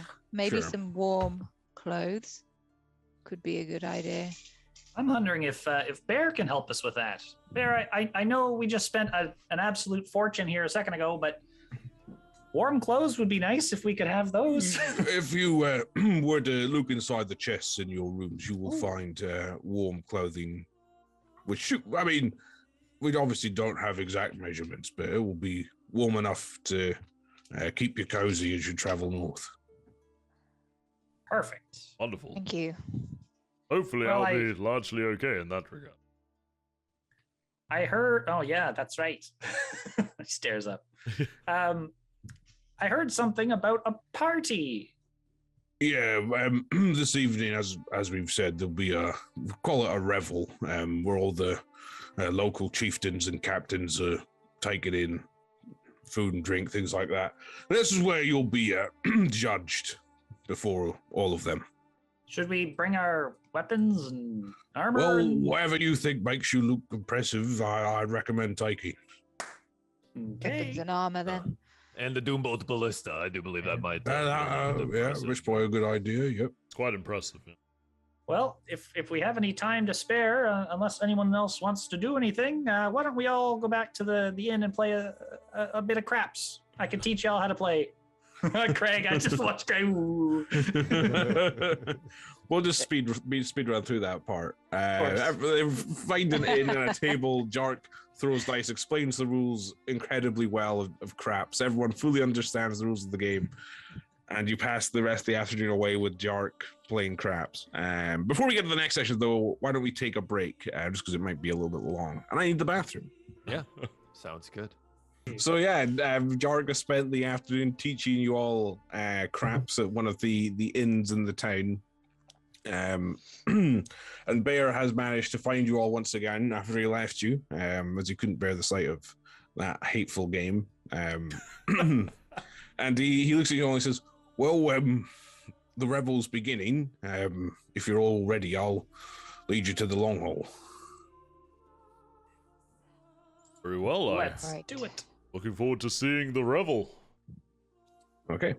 So Bear leads you through the streets to the long hall. It is a lengthy, narrow structure comprising 3 stories surrounded by a high wooden palisade. A simple gate is flanked by 2 guards, which Bear leads you through, and there's 2 large bonfires illuminating the structure and the guests that move through the entranceway. He steps inside, and the dragon's there. No, it's not. Challenge, kill the dragon. So inside the hall is a large open room with rows of benches and tables laid out with a variety of food and drink. Around 60 people are spread out across the room, their loud voices and laughter filling the inside with noise. A small band plays out a jaunty tune in one corner, and servants move between the tables. At the far end of the hall, on an elevated dais, sits a throne. The throne is made out of a giant dragon skull, with a head and teeth overhanging and a skeletal tail wrapped around the chair. And within that chair sits an orc woman, who you would assume to be the Jarl. Her braided snow-white hair frames a face heavily scarred and marked. She wears overlapping layers of armor made out of bright red dragon scales which gleam in the light. A massive 2-handed battle axe rests alongside the throne within easy reach, and curled up beside her at her feet is a large guard drake. So that's a creature resembling a wingless dragon. It's about the size of a lion, and its bright red scales matching those worn by its master. And as you enter, you can see Domas standing alongside the Jarl, who bends down and speaks into her ear. Her gaze focuses on you, but her expression does not change, and Bear leads you through the crowds to a table off to one side, where he gestures for you all to sit down. He says, so this is your seat. You're just a bit out of the spotlight, I guess. Probably about an hour or so of drinking and eating, and then, well, you'll know when things begin. But please enjoy the celebration, and I'll be around if you need me. But enjoy yourselves. And he kind of steps off and starts talking to some of the other folks dotted around different tables and things like that. A few people seem to look across and fix their gaze on you. But yeah, so there is a variety of food and drink on the table. The food itself is mostly seems to be fish based. A lot of kind of dried strips of sea fish, and seems to be some sort of roe or caviar, as well as that seems to be dark bread and various pots of sauces and things like that. As well as that seems to be large jugs filled with a very strong dark ale, and empty tankards for you to fill. I definitely fill a tankard. Yeah, I'm heading Yeah, straight for for the ale. Absolutely. Sure. So you all enjoy the refreshments and such. Is there anything you would all like to do, or are you all just trying to keep to yourselves? Observe. Find a dark corner to hide in. Well, you're already kind of in a dark corner. That's solid battle tactics. I like it. Yeah, just trying to avoid having to talk to anybody. Can I do an investigation check on the Jarl? Sure. Well, what are you looking for? I just want to, I know you gave her an explanation, but just like, how does she feel about the whole room? Is she like just grumpy in the You middle of the can room, make or- an investigate, or I guess an insight check actually, if you'd like. Great. 6. Looking at her expression really hasn't changed in the entire time you watch her. She sits staring almost apathetically out at the crowd of gatherers. Okay. Okay. Just getting a lay of the room. Is there anyone that seems particularly like upset that we're here? I mean, I guess you could make another insight check if you'd like. Okay. Oh my god. I rolled a 1 and a 2 on insight checks today. So looking across the room, you see a few people and their gazes pass across the table you're all sat at, but no one seems to be outright hostile that you can see. Good enough. So the evening passes, and eventually you see Domas stand in the center of the room, and he holds his hands up for silence, and the people gradually finish their conversations, and the band stops playing their music, and he addresses the room. Ayal bids long days and pleasant nights to you all. And after he says that, there needs to be an almost automatic response from everyone that just says, and may she have twice that number. Ayal has called a revel this evening to reward her loyal chiefs and captains for a worthy hunting season thus far. This celebration is but a small part of the forthcoming payments that you will all receive in the coming weeks. But in addition, this gathering has been called to set forth the task of slaying Icefire. As the great dragon's lair lies where our people are forbidden from traveling, outsiders have been called to this cause. And this he kind of gestures towards the table, and you can hear the sounds of everyone's tables and chairs screaming back as they all turn and look at you. And he says, they have been brought here tonight before you all so that they may be judged worthy. The Jarl asked that they step forward and call down their valiant deeds so that their strength can be weighed before us. And he kind of gestures for you all to step towards the front of the room. I guess we'll head that way. I didn't know I needed a list of deeds. All right, here we go. I mean, Jack, do you have my list? Do you have that with you? Oh, no. I told you Do about you that have months my ago. list? Jack, do you have Ish's list? Yes, actually, I do. Right here. Oh, of course you do. Thank you, Jack. I appreciate that.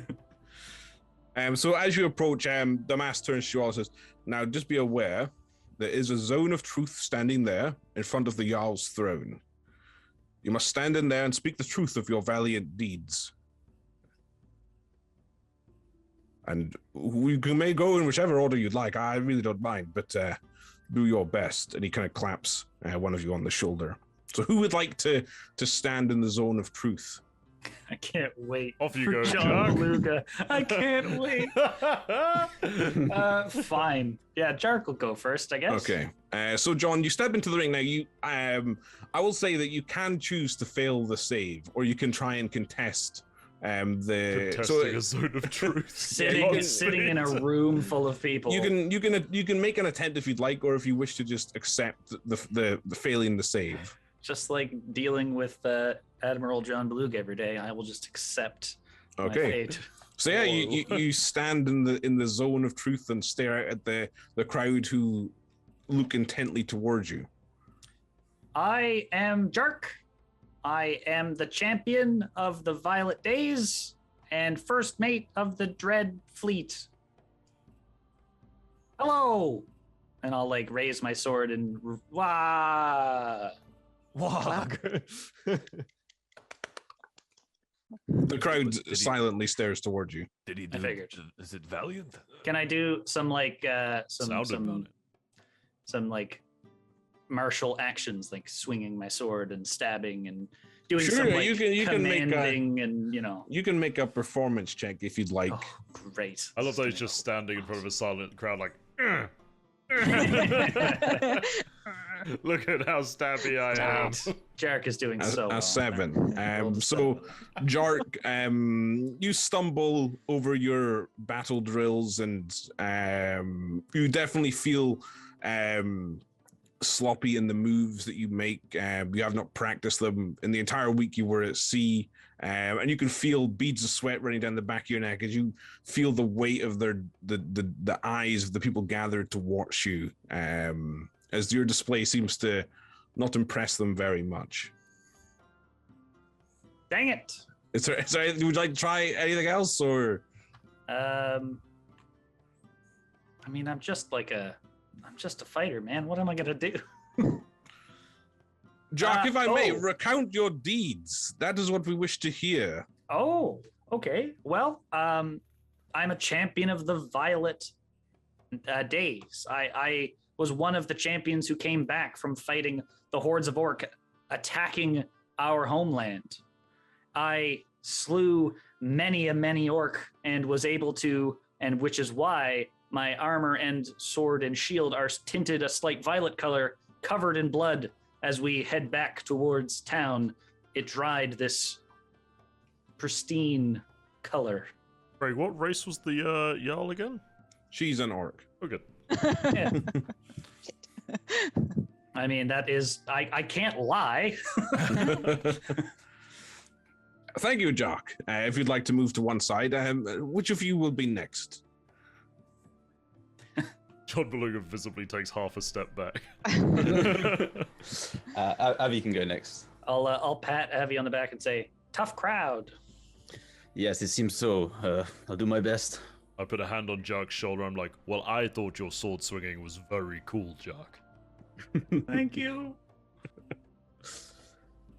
Yeah, I step forward into the zone of truth. So I am Avi. I don't claim to be some incredible dragon slayer, but I've been hunting them for many years. Bear in mind, not the same size as the one we go to face, but there are 5 of us. I'm sure it'll be a good fight. But, you know, I have powers of my own, and I'm gonna fly into the air, but I guess remain within the zone of truth. I don't know if it's within... I think it is just on the ground. I don't think it is a sphere, but you can do that if you'd like. Okay, well, I mean, I'm going to fly up like 5 feet, and then Okay. I'm going to disappear into my vessel and cast Summon Aberration at the same time. Oh. Would you like to describe what Ooh. appears when you summon aberration? So my aberration is it looks like a giant boulder, but at second glance you can see there is a large eye. So it's essentially a beholderkin, but looks like a giant boulder made of stone. A boulder beholder. A boulder beholder, that's the one. Yeah, dude. So that's going to take my place essentially, and I don't know if there's any keen-eyed amongst you will see the ring drop to the floor underneath, but I'm assuming the beholderkin takes the the attention off of that. Sure. I will wait because I can still hear for any audible cues as to what's going on outside of my vessel. There doesn't seem to be any cues, but you hear muttered voices. Make an insight check. 18. So yeah, you hear a couple there. It's like, what the fuck is that? But then there seems to be a large number of voices that seem to appreciate the ability to bind and control a creature such as that, and they seem suitably impressed by it. Okay. I will. On hearing that, I will dismiss the beholderkin at the same time as reappearing from my ring. And yeah, give a bow and then back away into the group. Okay, so one who can summon and control ghastly creatures, powerful indeed. Which of you will be next? Okay. Let's get Got this this, over with. Estolta. Come on. I'll grandly unsheath my sword. I fight for the Dark Angels. We are a band of specially skilled agents and warriors who fight not for heroes' glory or for gold, but for the people. We are the unseen protectors in the shadows. We root out evil and we strangle it before it gets the chance to breathe. I'm here at your service. today. Stalda, could you perhaps tell us of any single creature that you yourself have beaten?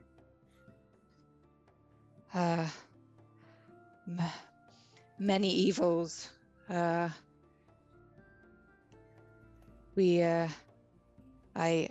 assassinate those who would destroy goodness, or any monsters that would ruin the balance between good and evil in the world. I've served many years for my life. Thank you, a protector of the innocent and a hero surely of the ages stands before us. Thank you, Astalda. If you would like to step down, and who shall we have next? Lean over to Astalda. Have you actually ever hunted anything? Well, yeah, but it's not what I do all the time. All right. I'll leave the Admiral for last. I've already been. Oh, sorry. Ish will go. And valiant deeds. Well, I am Ishmael, hunter of beasts and monsters. My faithful companion Moby and I have traveled the world, and yes, the very realms themselves, pursuing the thrill of the hunt. Among those I have hunted, the Icewind Dale's beast of the north, a displacer beast of great renown. We'd start holding up various trophies of each of these. A long claw from the displacer beast. The wyvern of Callisto, another claw. Ventured into the Feywild, where I was lost and yet defeated. The Hag Beorna in the realm of dreams. Hag's teeth hanging on the necklace as well. And the last, and certainly most relevant to this situation, the dragon-ridden tongue. The hungry. A long claw hanging from the center. Surely one worthy of this cause, a famed hunter from distant lands. Thank you, Ishmael. Flourishing bow, back out of the Zone of Truth. And Admiral. All right. Well, I suppose everybody gets their comeuppance at some point. Thought I may last another few hours at least. Come on, Admiral, tell them about all the ships that you've sailed. Yes, that's an excellent suggestion. I'll walk forwards into the Zone of Truth, fully attempting to resist it. Okay. Sure. Why don't you make? Shoot, I didn't actually bring it's it up. A charisma saving throw. Yeah, do you want to make a charisma save for me? It's an 8, so you fail, thankfully. And you see the Admiral kind of shrug his shoulders, and you see his somewhat jovial facade drop.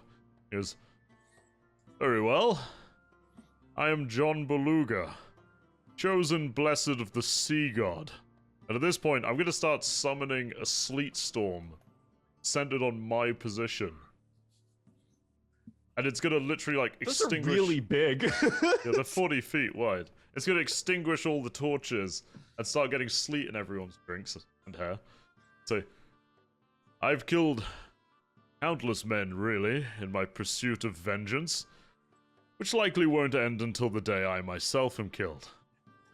I've slain foes of all manner, perhaps not hunted dragons like the likes of you, but I count myself among her most mighty champions, and I'll prove it to you in the coming day." God blessed and a slayer of men, motivated by vengeance, stands before us. Thank you, Admiral John Beluga. And there we have it, the individuals who will go out and slay the fearsome ice fire. But as soon as I step out the Zone of Truth, I'll be like, "Oh, sorry, I'll turn that off," and I'll just wave away the sleet with my hand. So you can see some of the servants moving between relighting the, they're the just torches. face planting, because it's all difficult terrain now. So. Oh, fuck's sake.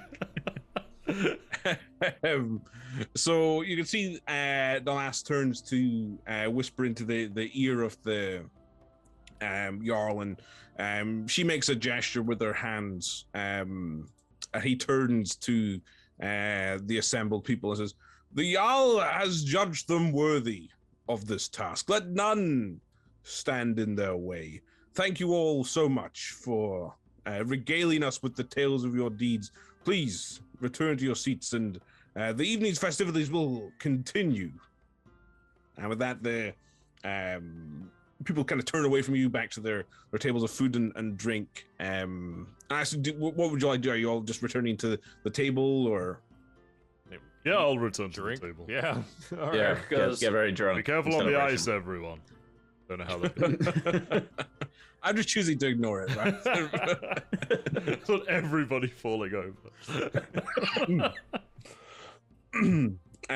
So you return to your tables and fill yourselves with more food and drink and things like that. So once again, just one more time, is there anything you would like to do, or are you just all happy? Does anyone know any information on ice fire? Are we just walking into this thing blind? There's ice, there's fire. Don't worry about that. Okay. I mean, it's up to you. You can ask some of the people if you'd like, or you can. Yes, absolutely. Would love to ask some of the people. Okay. So Avian, you are you just going to sort of move between the guests and speak to them and Yeah, if there's any particularly mean-looking ones that look like pretty good fighters or hunters rather, you know, who might have been hunting dragons locally. Sure. Why don't you make a perception check to spot the meanest, most fearsome-looking chap? Rolls a 1, gets Jack. An 8. So looking amongst the assembled people, there's all number of well-equipped warriors, people spouting various scars and wounds and things like that. But you see an aged gentleman with long, soft white hair sitting in one corner, and you think to yourself, well, the oldest among us surely have the best story. So you walk up to him and what do you say? So we are obviously been brought here to take on a challenge, but we have no idea what we have to face. Can you tell me anything you know about the dragon that lies in wait? Icefire? Ooh, he's an ancient fella. Plagued our lands for generations. And why is it you have not been able to? You said you're not allowed to go to where he lives, or what? Well, it's forbidden. Why? Why is it forbidden? Because he's too dangerous, or? No, I could get him, no problem. But, well, people from Orheim, we're not allowed to travel beyond the pass. It's forbidden land. I see. So, an ancient dragon. You have many hunters available to kill this sort of beast, if he were in the right realm. Yeah, but, well, where he lives is not this side of the pass, as you might have gathered. Mm-hmm. Well, you've seen him plague your lands. Can you tell me anything about him? What? Oh, he's a dragon. He's big. And the name comes from where? Oh, he breathes fire. He lives in ice. Oh, he does not breathe ice and live in fire or anything like that. Make up a persuasion check. 10. Oh, I don't know. He breathes fire. He lives in ice. I don't know. Fire's fire, isn't it? That is true. A fire is fire, I guess. So, you're strictly nothing else to tell us. He flies, he lives in ice, he breathes fire. Standard dragon, really, I guess. Well, I'm not the one who's going out to go. You do well to ask folk, see what they know. I mean, that's why I'm here, but... Okay, no problem. Thank you for your help, I guess. Sure.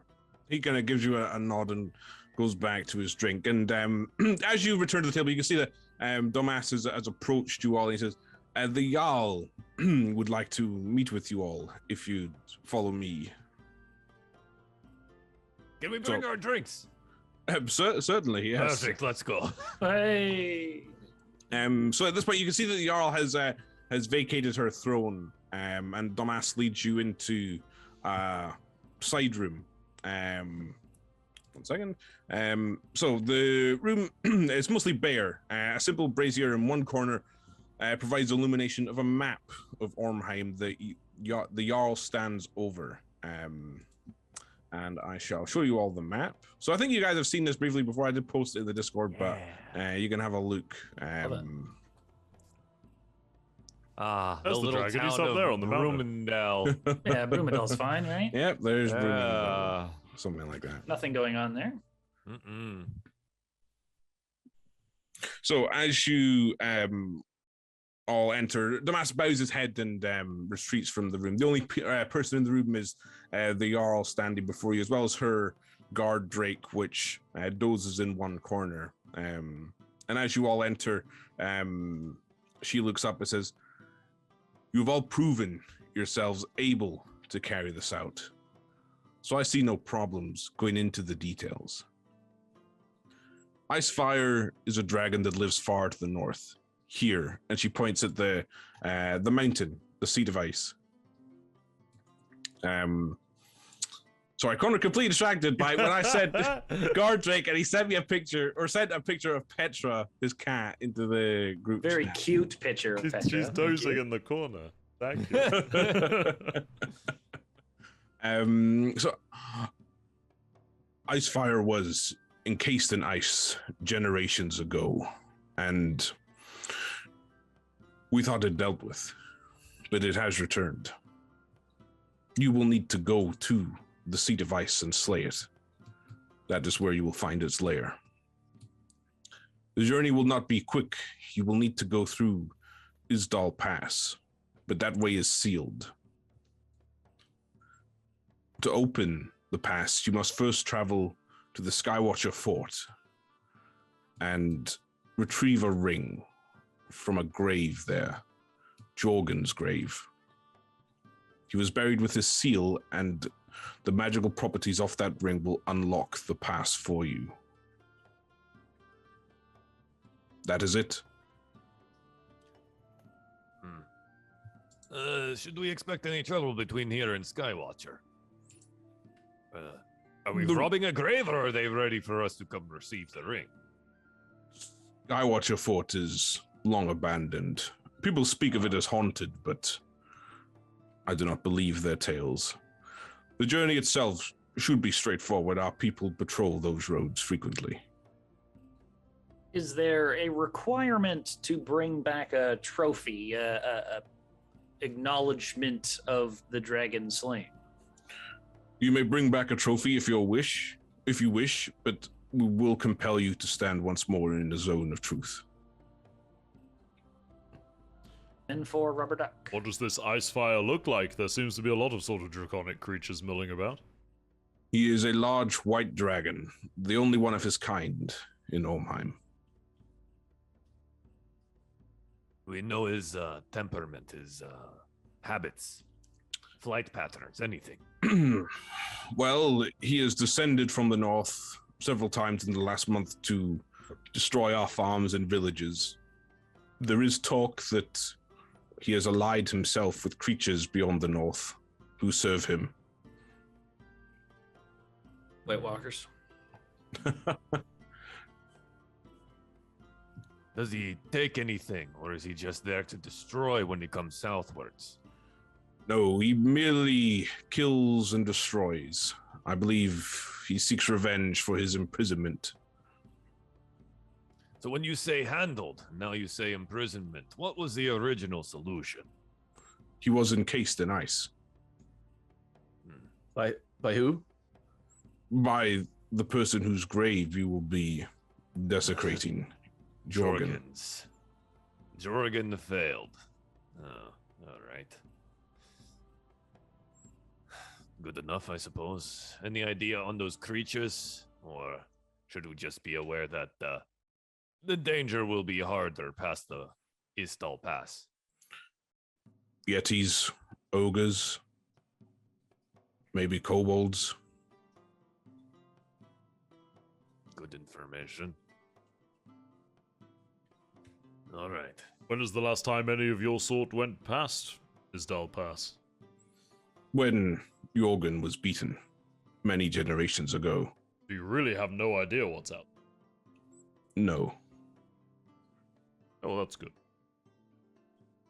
Those are the dragon homelands, and our people need the dragons to survive. They fund our living. If we were to travel north and eradicate them, as people surely would, we would not be able to live here. They're a part of your economy. Well, think we know where we need to go. So we only kill one dragon, and anything that gets in our way. Understood. I think Skywatcher Fort then, huh? And certainly not haunted. Is there a smaller map that we can take with us? Yeah, so I mean, the map itself it's not a humongous map that takes up the entire table. She just gestures and you can take this one. Thank you. I'm curious as to why the fort is abandoned. It lies this side of the pass. It's in your domain. Why would you abandon such a valuable location? When Orheim was first settled, our people needed protection from the dragons and drakes that inhabited these lands, but as we've hunted them further north, its use is no longer required. I see. Well, we shall go. Let's go. Tomorrow, I assume. I mean, we have been reveling all night. Yes, I think we can set out early in the morning. Yes. Eat, drink, and be merry. Do So it. yeah, I mean, she's not saying anything as you're speaking. She's been quite quiet. So what are you just wanting to walk out and leave? Or Any last words of advice, for someone who has lived here? wrap up warm? Do we have winter clothes? Were We said that prepared there's for some them? in the chests by our They're in the bunk. chests in our bed. Good. Thank you. Sorry, one more question. Are we the first group you have commissioned for this particular challenge? Good question. Yes. Okay, that's encouraging. Others have come who did not prove themselves as worthy. Oh, I see. You didn't even let them have the opportunity. It was jocks, Yes, martial arts. Yes. the sword fighting was excellent. You just wait till you see me in combat. Like I have seen you in combat sometime in a dream, and it was Yeah, sometime in a dream. Yeah, I It's remember incredible. falling down a lot. Nothing changes. Well, I guess we will head back, Jarl, if there's nothing else, and partake in your fine establishment. She just nods quietly at you all as you file out the room. And Damas is there to greet you all as you exit. Ah, wonderful! You're all set for the exciting journey ahead of you, I assume. Yes, Yes. we got some useful information. Well, I mean, do you wish to head back to your home for the evening? Are you setting off nice tomorrow? long or- rest would be good. Oh, right. Sure, certainly. I think Bear is quite well into his cups at the moment, so you'll be able to find your own way back, I'm sure. Oh, I think so. There aren't Well, too that's- many houses here. Best of luck. I wish you the very best of luck. I'm confident in your abilities. You seem like a capable bunch. Thank you, Domas. We will not fail. Wonderful. And he kind of just smiles at you all, kind of inanely. So where would you like to go now? So are you just moving back to the guest house that's been prepared for you all? There's been enough role play. Let's get to Sure. it. We're all a bit tired of it. I'm a bit fed up of it as well. Sure. So we all make your way back to the guest house prepared for you. And well, is there anything you guys would like to do on the journey back, or when you arrive in the guest house, or you're all just going straight to bed? So, a couple of things here.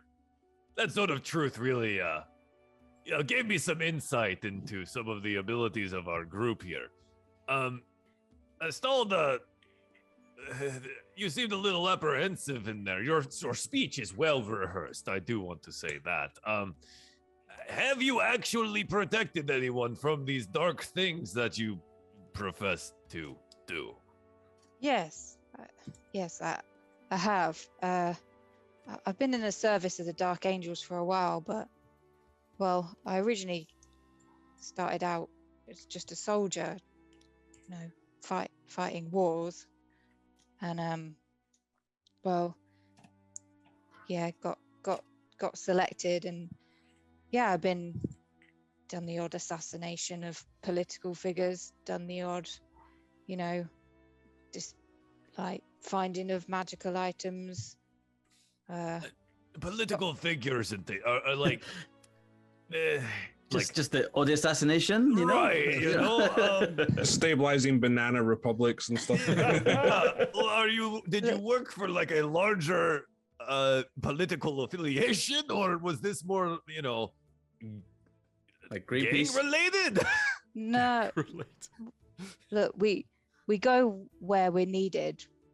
You wouldn't have heard of us. You wouldn't have heard of our deeds, but Right. we're always there, keeping the peace. And You seemed a Or little toppling shaky. governments. Right. It seemed a little shaky in the zone of truth. I just want to make sure, if I'm leading a group into some danger, you want to know some of the abilities and well, between you and then Admiral Beluga here. Admiral. Yes. Admiral indeed, huh? Ah. I hope you liked my ruse in that zone of truth. I resisted its effects, you see, and performed a powerful charade. Insight check. Yeah, make a deception check. on that Jerk one, doesn't even Admiral. need to know he's lying. Dark, shut the I fuck finally up. I rolled over a 2, so that's good. That's a 13. 18.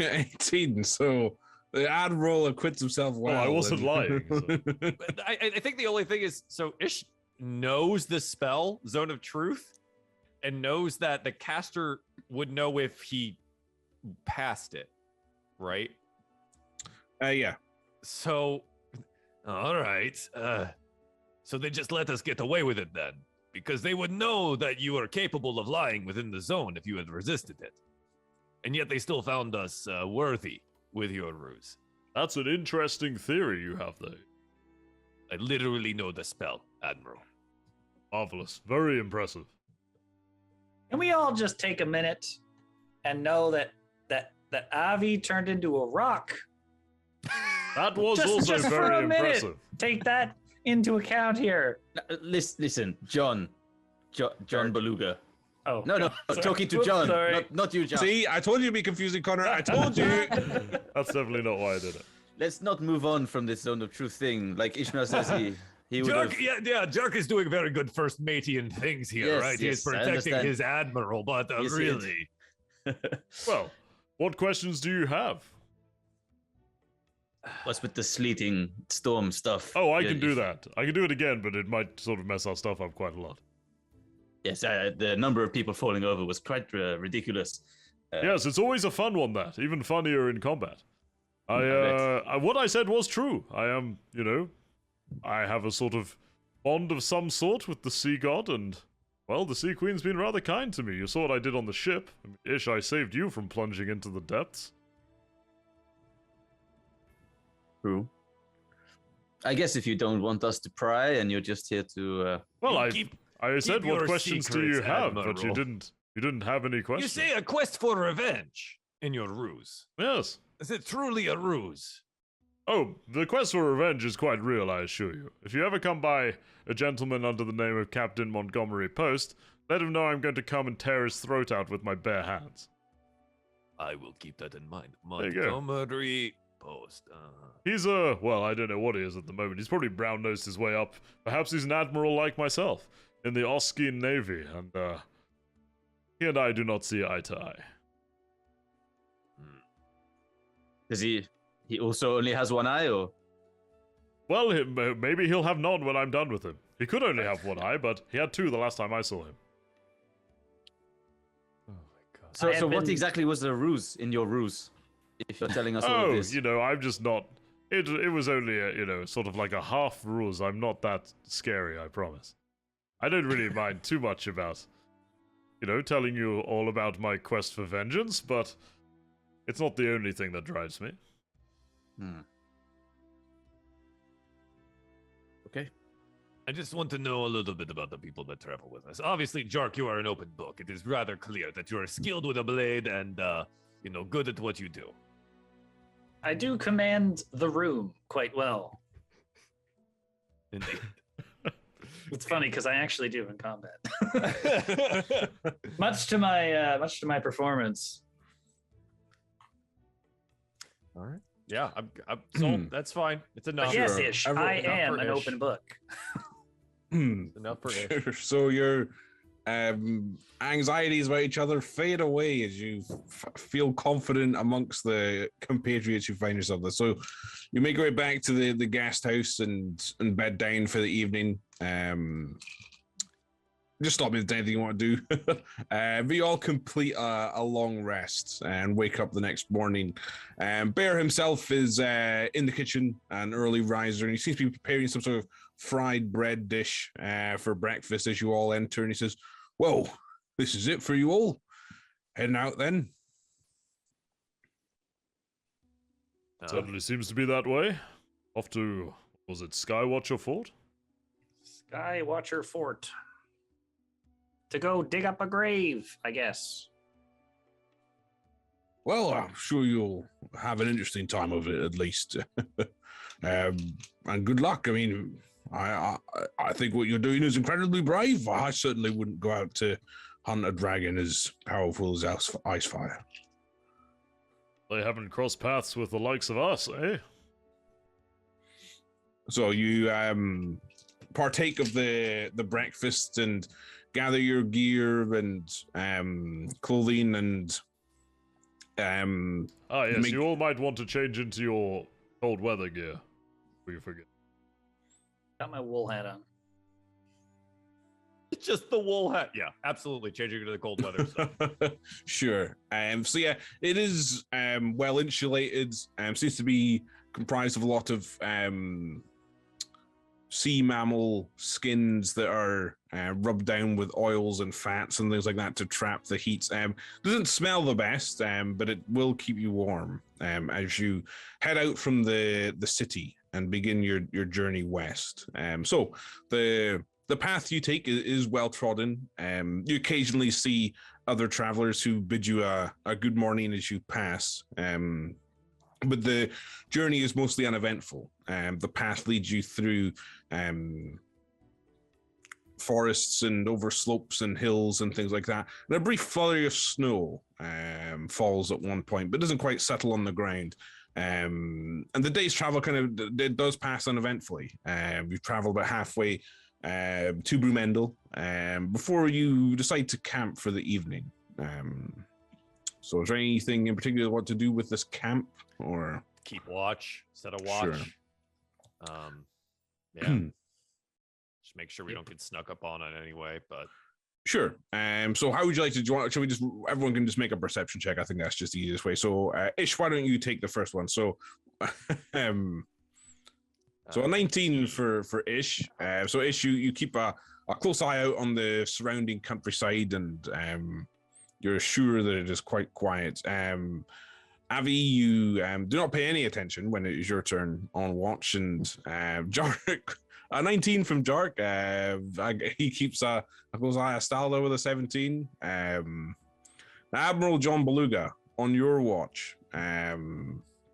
As the dawn light just begins to crest on the horizon, you hear the mewling of I guess an elk of some sort. Make a nature check. Ooh. 16. 16. Yeah, so you can tell that it is some sort of male elk calling out in its territory about 150 meters or so to your south, and you don't pay much attention until you hear an almighty crash through the trees behind you, and the sounds are the Jark? I don't know what the sounds are cut short. Oh. Well, that's most curious. I'll keep listening out in that direction. How far away was the crash, would you say? Like about 150 meters or so. Pretty much sounded exactly far. where this elk is. I'd kind of, just keep a watchful eye and ear. Sure. So you listen out, but there doesn't seem to be any more sounds until you judge it kind of enough time has passed for it to fully be morning now, and wake your companions. Well, good morning, everyone. I heard a most unholy crash in the dead of night. No idea what it was. It was in that direction. I'll sort of gesture. We could go take a look if you like, or get back on the road. May as well. Don't want something following us. Probably take a look, yeah. Let's check it out. Quietly, I would add. Sure. So for those who wish to go with this, you can all make stealth checks. Dirk's gonna try. -1 19. disadvantage. 13. Not bad. I rolled a 4. Not a great showing. Here we go. You all make a variety of different noises, stomp through clods of branches and snowdrifts and things like that. But as you lead the group to where you can see there seems to be a spattering of bright red blood across the ground, and a carcass of an elk lies on the ground. And I would say, I mean, you wouldn't even need to make a check. You could tell that some creature has hunted and killed the elk. It looks like the stomach of this creature has been ripped open. But if you'd like, you can make a nature check to determine what killed it. A 6. Large claw marks are marked across this creature's back, where it appears its spine was broken. Looking through the branches, you can see a large creature pass through the canopy. Make of that what you will. Predator.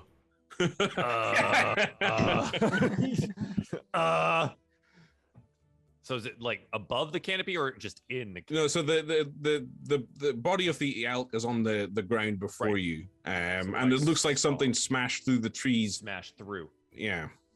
A large flying creature looks like it made its landing here. Either that or leaped down through the trees. Other than that, I can't really get a look at it. Looks to be, I mean, I don't think a bear would have taken a fall like this. Maybe some kind of big cat. Really did a number on the body, though. Could be a dragon. Do Wyvern. they have big Drake. cats here? I've been in the north before, not here, but there are actually large, like leopard-type creatures or displacer beasts as well. Can find their ways around in the north. But yes, dragon, shark, maybe a cousin or a drake of some kind.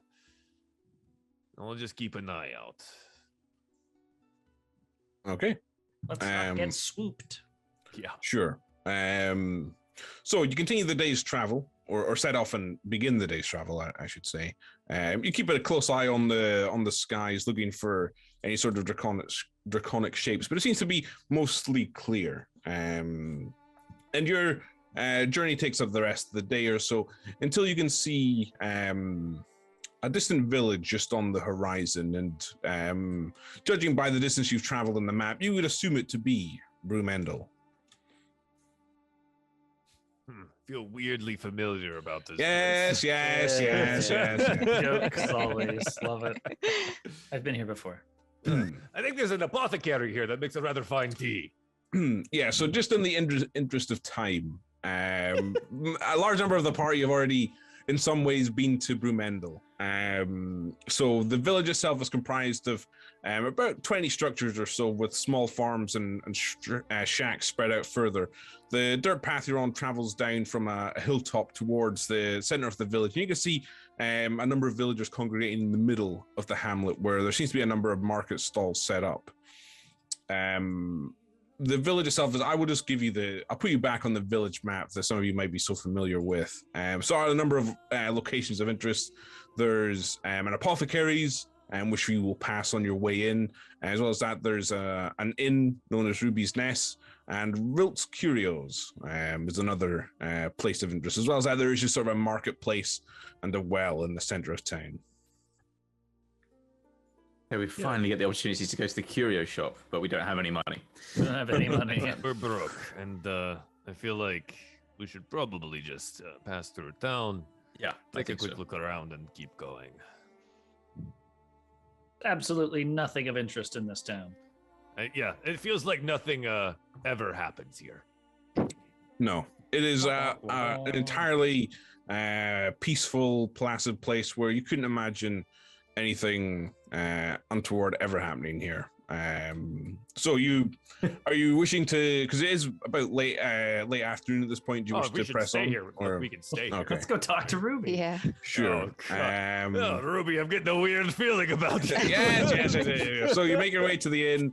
There's a middle-aged female half-elf with, not half-elf, half-lean, with brown hair and a loose tail, who runs the inn. And she greets you all and says, "Well, you're welcome to stay here for the night. It's just 1 gold piece, and you'll get a meal and breakfast." Anyone have any money left? I got you. I have Yeah, I've got money. I have a few coins. a few coins. Sure. Thanks. Sure. So I don't really want to focus too much on Brumendel. If you want to learn more about the village, you're more than welcome to watch the one shot on Joel's channel. So you bed down for the evening with a hot meal, wake up the next morning, and breakfast is provided, and you set off the next day heading west. Or at least I assume that's where you're heading, towards Skywatcher Fort. Yes. The path you're on begins to incline upwards, and after about an hour's travel, you begin to see the summit of a small hill. And at the top of that hill, you can see the crumbling fortress. And as you crest the hill, there is a long stone wall surrounding a keep with a single archway that leads inside.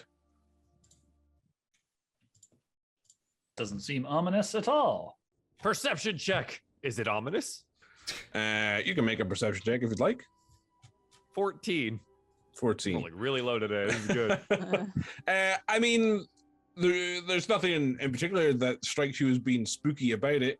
It's a crumbling stone wall with an iron hinge gate that kind of hangs off and creaks in the wind. But otherwise, there's no sign of movement or spooky ghosts waiting for you, at least here anyway. I can't understand why they'd abandon them. Seems perfectly functional. Serviceable in nature, yeah. And Why get a would they- mason in here, a little metal work. Yeah, this place could be right as rain. It could be a personnel issue, huh? Like maybe they just don't have enough people coming up here to Orheim. Elderhus was quite populated. Quite a large city. It was rather nice, yes. You'd think some people would be interested in occupying a place like this. It's rather chilly up here, but I think you're right. Let's be careful and let's go rob a grave, huh? Not Sounds the good. weirdest thing I've ever done. I feel like that's a story for later, huh? Early We'll top get 10, there. to be honest. Sure. So you pass through the archway that leads you into a courtyard in which there's a large statue of an aged human man, sort of aside as he gazes skyward. There's staircases around the plaza that lead up to the battlements surrounding the keep, and at the far end of the courtyard, there's a pathway that leads to the main structure itself. There's a few sort of crumbled walls and snowdrifts and things like that, but the place does look long abandoned. Can I cast Detect Magic? Oh. Okay. 1 second.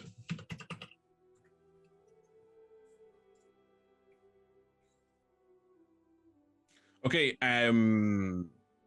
Astalda, as you cast Detect Magic, you feel a magical energy resonating off the entire fort itself. The walls, as you trace your sort of arm across them or just walk alongside them, this magical energy seems to run through the entire surrounding walls. And as you get close to the keep, the entire building is essentially illuminated by some sort of magic. Oh, this whole place is magical. That Ooh, yeah. I'd be You get trapped. You get a sense of what kind of magic, or Oh, and you learn a school of magic. It's Yeah. transmutation. Well, I could maybe have a look about that. Can I approach just like, any part of the structure really closest to... Can I try to cast Dispel Magic on it? 1 second. this might get complicated. So, yeah, it's to do with the spell's level, which you might not know. And by that case, default to level 9. Yeah, I mean, even for what Yeah. this spell does, Nope. you attempt to dispel the or I guess what because you don't know the level of the spell before you cast the So spell. I right? just So, roll an ability check. And And then hope. hope. sure. So why don't you make an ability check? I don't think I can actually... Just a raw. Yeah, I just do it's D20, wisdom, yeah. right? Yeah.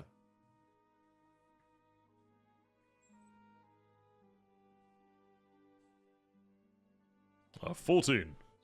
14 plus 4, so or sorry, 14. That's right. it, yeah. My mistake.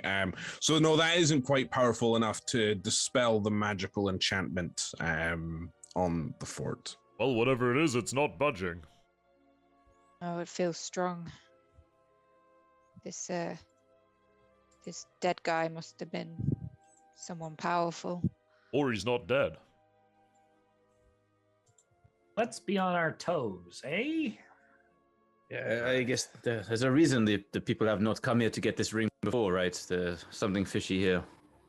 Something This haunted, perhaps. Ooh. Progress carefully. Mm-hmm. Sure. Ish, are you leading the way? Yeah. I will take point. Heading to the gravesite. Okay, well, so the only thing you can see is this large keep before you, and there seems to be a pair of wooden doors closed in the entranceway. Okay. Are they open? Can I open them? So you walk up and push on them. They feel barred. You push and shove and Windows the or way- any other entrances around? No, and as you sort of step back from the doors, you hear the sound of the bar on the other side being lifted and the doors slowly That's open. terrifying. Well, that's nice of them. And yeah, that's all that happens. The doors open by themselves before you. Ish will look back at the group and, all right, I think maybe we get our weapons prepared, and then we'll try to slip quietly into the building. Sure. Quietly is such a funny word. I will stay roughly 15 feet ahead of you. Okay. So inside the keep is a large open hall. There's faded red banners hanging that flutter in the small breeze that passes you. And crumbling stone columns line the edges of the room. A simple wooden throne sits on a raised platform at the far end, and there's wooden staircases leading off at either side of the room. Above the throne and jutting out from a wall is an incredibly detailed stone-carved dragon's head. Okay. I cast Fancy. Shield of Faith on myself. Okay. Yes, perhaps we should buff up in case there is any, I don't know, spookies in here. Yeah, trying to spot a shadow. Maybe I would like to roll a perception check just to see if I Okay. spot anything. 22. That's pretty good. So you look around the room, and it seems to be there's a few sort of small creatures that have made their homes in the empty courtyard that kind of skitter away as you peer around. You look closely at the dragon head, which seems to draw most of your attention, and it almost seems like, as you look closely, the head seems to be almost following you as you move around the hall. The head is weird. I would like to investigate the head. Okay. Sure. So you walk towards it, and as you approach, the eyes of the head seem to alight with a red glow, and a voice calls out, "Oh, hello there! Barnabas? I have been so lonely for such a lot. Visitors, welcome to the fort. How may I be of service to you?" Oh, hi, hello. My name is Ishmael. You may call me Ish. This is my bird, Moby. Just quickly, right? What are you? What am I? I'm the fort. I am Skywatcher Fort. Right. All right, Neat. interesting. We are here to acquire a ring from Jorgen's grave to proceed past Isdal Pass and slay the dragon Icefire. You wish to see Jorgens? Yes, pilgrims come from time to time, but never a word from me. Oh, well, yeah, we have plenty of words for you. Hi, how are you? How's it been? How's Well- it being a fort? Well, it gets remarkably dull at points. The only people I have to speak with are the small creatures that burrow and make their homes here. And I must confess, it is infernally ticklish. But nonetheless, it's always nice to have visitors. Jorgen's grave. Well, I can provide you with access there, but I would be remiss to do it so hastily. You see, I am frightfully bored of this. I understand that. And before we get to entertaining you, right? I think this is probably where you're going with this. Why are you abandoned? Well, the people decided they no longer needed me. Well, that's quite horrific. And they didn't take you with them, or? Well, at times I didn't always speak up to people. I was rather shy, and I didn't quite realize what was happening at the time. But you are a living fort. In a manner of, I suppose, yes. Gonna lead into Avi and be like, "You turned into a rock, but this dude's a whole fort." I know, I need to understand where he gets this magic. You really do. That would be so good. Imagine dropping that in a fight. I got the wrong genie. Ignore that. So, you've been alone for quite some time. How may we help you so you may help us? Well, you see, the thing is, I always loved to riddle. Now, I know what you're thinking. I'm about to ask you a series of riddles. It's the That lesser is of what two I'm evils. thinking, yes. No. A man. It is man. No, in fact, I would like An egg? you to ask me riddles. You see, an incredibly strong and intelligent keep like me needs to ensure its mind is sharp to keep a weather eye out for any foul creatures. And, well, it has been so long since I have tested my mental aptitude. I would dearly love if you could ask me some riddles. Okay, I have one. Oh, Avi, please go ahead. So, I've been on the road for a long time. The more of these you take, the more you leave behind. What are they? The more you take, the more you leave behind. Well, it would something you eat. I'd imagine, like trail snacks, of course. As you eat them, they must pass through you, and you leave your droppings behind. So there, I've answered your riddle correctly. Next riddle. No, that was the answer. That's the answer. Next riddle, please. Terrible guess. But I understand this game now. I don't think it's very fair, but okay. All right. Anyone else? Come now. What is in my pocket? That is not a riddle. A riddle is maybe a rhyme or some clever answer, but simply knowing what is in your. How would I know that? There is no mental deduction that I can use here. It's a ring. It's a ring. It's always a ring. Observe me and make your deduction. All right. Well, how about this? Empty your pockets. That is not part of the riddle. Well, this is a silly riddle then. No, you ask for a riddle. There was not really many constraints on it. I have asked the riddle. You are trying to practice your mental faculties. Please observe and make your guess.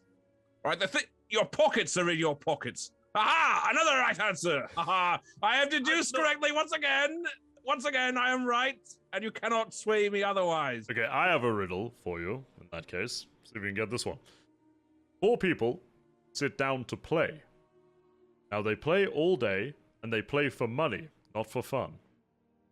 At the end of the night, they all had separate scores. Yet they all got an equal amount of the money. How? Oh. What game were they playing? Perhaps that's part of the riddle. Can I have it one more time? Okay. 4 people sit down to play. They play all night. And they play for money, not for fun. They all had separate scores, yet at the end of the night, their share of the money was equal. How? Well, I think I have this one. Well, I believe they bet on the one person to win. That is the answer. That's correct. You're wrong. Yes, that's how You're it. wrong. That's the answer. He's wrong. No, He's I'm wrong. right. No. No, you're I am very the wrong. fault. You Oh, are. no, you're very wrong. No, Can I I'm have- not wrong. can I have I a guess? cannot be wrong. Go ahead, No, Abby. you may not have a guess. Well, would you I'm like the one another being guess because riddled. you're wrong? No, Would you like to know wrong. the answer? No, They're next the riddle, staff. I They're staff. gave They're the- being paid to play. They're not being paid Close. to play. They have been as I said, the winner. They all bet on one of them to win, and that one Nope. won, and that's the answer. You're both wrong. The answer is they had separate scores because they are musicians. Oh, that just makes no sense. Makes quite They a lot of play- sense when you think about it. No. I'll Obi, let do you- we stab him now or later? Because I that will. was- I will let you try and make a perception check to destroy The fort does fort's- not know the riddle. Or sorry, not a natural perception check, a one. persuasion Good. check. It's a nat Persuasion. one. 14. Sorry, 14. Different dice. Different dice. Well, I can see. I can see why you would think that, not being as, I assume that you heard that riddle from someone vastly superior to you in intelligence, and perhaps you've got the answer wrong from them. It's clever, I'll give you that, but I think I was correct. Well, I mean, you weren't, factually. I suppose Well, you can have a different opinion about that fact. Why don't, one more, if you please. Jark, Stalda. I'm way over my head here. There's a load of broken glass, a giant pool of water, and 2 dead bodies. What happened? I told you not to tell this story. This one's factual. Sounds like a Friday night. Sorry, what, a pool of water, broken glass, and 2 dead bodies. Yes. Well, they were carrying the broken glass, slipped in the water, and killed each other. But the shards of glass. No. No. You Now don't seem see, very good at this. I am always correct. Isn't that right? You're very clever. Well, thank you. I'm finally glad one of you agrees with me.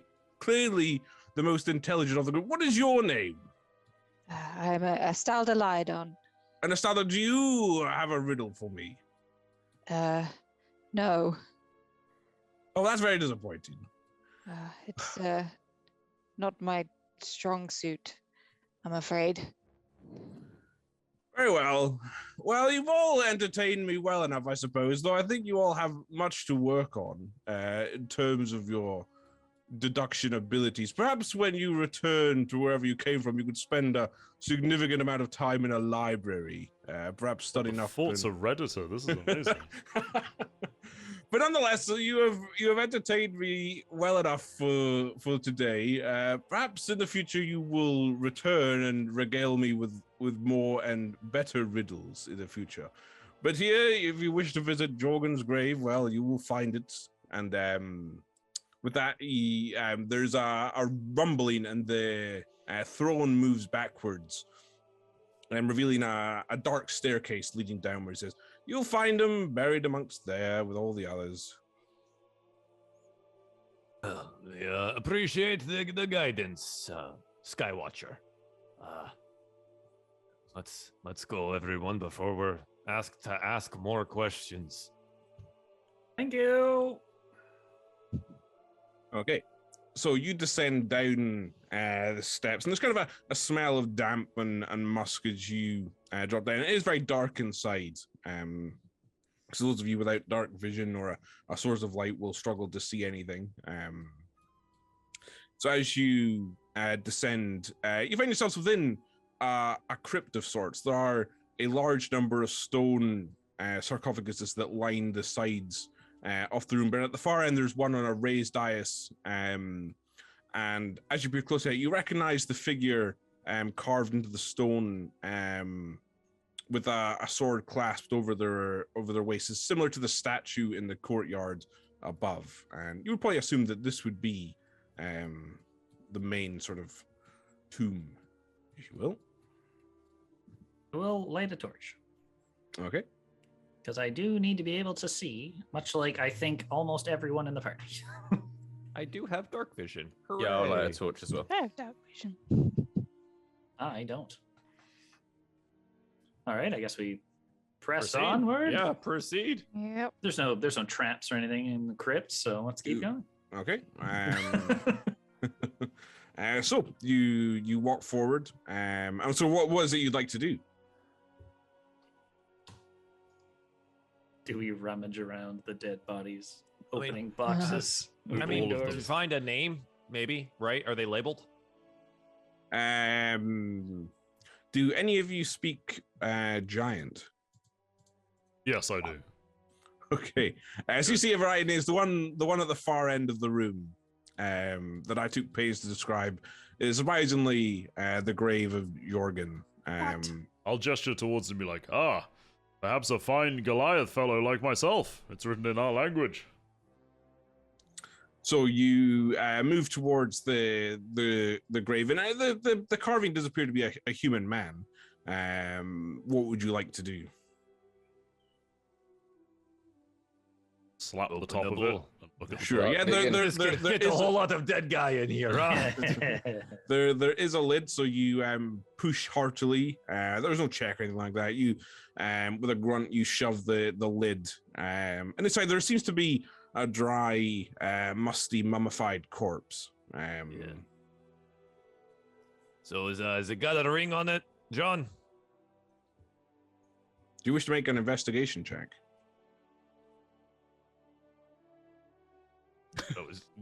John's the one that pushed it open, right? Right? Admiral John? Beluga? I thought you were Admiral talking John to John. Beluga? John Beluga? I didn't say Speaking that. in a Okay, character well, voice to with be John? clear, I didn't say I pushed it open. So that was Oh, you. you went over there? No, Okay. you went over and pushed it open. Oh. Okay, sure. I said I slapped the top of it and looked at at the party. All right, 23. Okay. So yeah, rooting around inside and peeling back the wrappings on the hands, you do see one of the hands has a ring with a dusty red ruby in the center of it. And even by just sort of getting closer, you can tell there is some sort of magical aura on this ring. Hang on. Surely people would have come here to try and take that. That looks valuable. Seems rather strange to me as well. Only if they were trying to go to the pass, right? Or to sell a ring with a giant ruby on it. I mean, Definitely maybe the that- people of Orheim are honorable and they don't steal from graves. They literally told us to come here and steal from the grave. They're not that honorable. But they knew the grave was still here. So why didn't... Yes. Maybe it was a well-kept secret. Is that hopeful? Possible. Perhaps that fort denied entry to anyone who tried. Maybe the riddles weren't as good as yours. True. Although he did get all of them, apparently. Yeah, he did. I mean, choosing Everybody to in be the right comments. Has anybody removed the ring yet? Just waiting, right? Like I see the ring. I'm having the Can conversation. I- They're having a conversation. As a purveyor of rings in particular, can I have a look at the ring and try Sure. and deduct its nature? I don't know, my it's- my detect magic would still be up.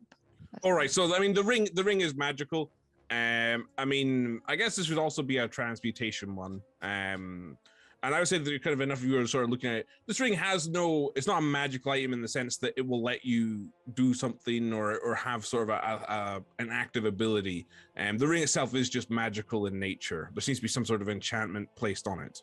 Just to spell the magic and ruin the entire campaign. Yeah, Sorry, it's we got a- lost the key. My bad. Okay. Okay. I'll take it off in that case. So yeah, you reach down and pluck it off the dried, mummified bones, and you have the ring in your hand. Uh-oh. I'm going to say this. Why don't we exit? This place still gives me a bit of the heebie-jeebs. Yes. I mean, This we have is what we came for. for. Nice and fast. Let's be out. Sure. So with haste, you make your way back out of the crypt, and as you all exit, the passageway begins to seal off behind you, and the fort says, done paying your respects, are you? Absolutely. Yes. Wonderful, wonderful. Well, as I said, you're welcome back anytime. I apologize for the state of repairs things are in, but well, if you have no more riddles, then I don't see why you should remain here, I guess. Right. Suppose then we will go. Skywatcher, is there a way to remove you from the fort and maybe take you to somewhere more populated where you... No, I am the fort. If you harm or try to pull a piece out, you hurt me, I'm afraid. Oh, well, maybe we can convince some from Elderhost to populate the fort. I was going to say, do you have any messages for them, the former occupiers of the fort? Just that I am still out here, still keeping an eye on things. Nothing to report. Okay. But yes, if somebody would come and re-inhabit the place, that'd be marvelous. Okay, I'll let them know. I guess the least we can do for your hospitality. Wonderful. To the bus. What a weird guy, huh? Just... So as you He's guys, the boss. He can hear you. No. as you guys pass out from the doors of the keep, a voice calls out, "But have a care! Something is on its way!" And the doors to the keep sort of slam behind you, and you hear the sound of the bar locking into place. Oh, good. Now, before we get into the next section, because it will be potentially some lengthy combat, should we call it for tonight, or? I do have to go right on time. Okay, so. sure. Okay, yeah, sure. We'll end it there for this evening. You can find out what. It's totally not haunted. Well, at least he watches the skies. He's still, doing his job. So that's helpful. Yeah. So yeah, that was the first session with no combat. Can't believe it. How did they not tell us that Skywatcher Fort was like a thing? Yeah. Maybe they deliberately didn't tell. This feels like a stitch up. It feels like someone set us up, but that's it is what it is. All right, we got the ring. That's good enough, right? You got the ring. So yeah, I guess thanks for watching, everyone. I hope you enjoyed the first session. I think there'll be two more, depending on how quickly the party moves and how well they can riddle. Because that's what this campaign really is. It's just going to be a series of sentient structures asking them for riddles. But You guys can do your own fun by And us answering the doing riddles speeches. in the chat. Yeah, There you yeah. But yeah, so I guess, do I have to do my silly, it's bye Yes. from everyone and bye from me? Of course it is. All right, Yeah. it's bye from everyone. Bye. Bye. And bye from Craig. Bye. Bye.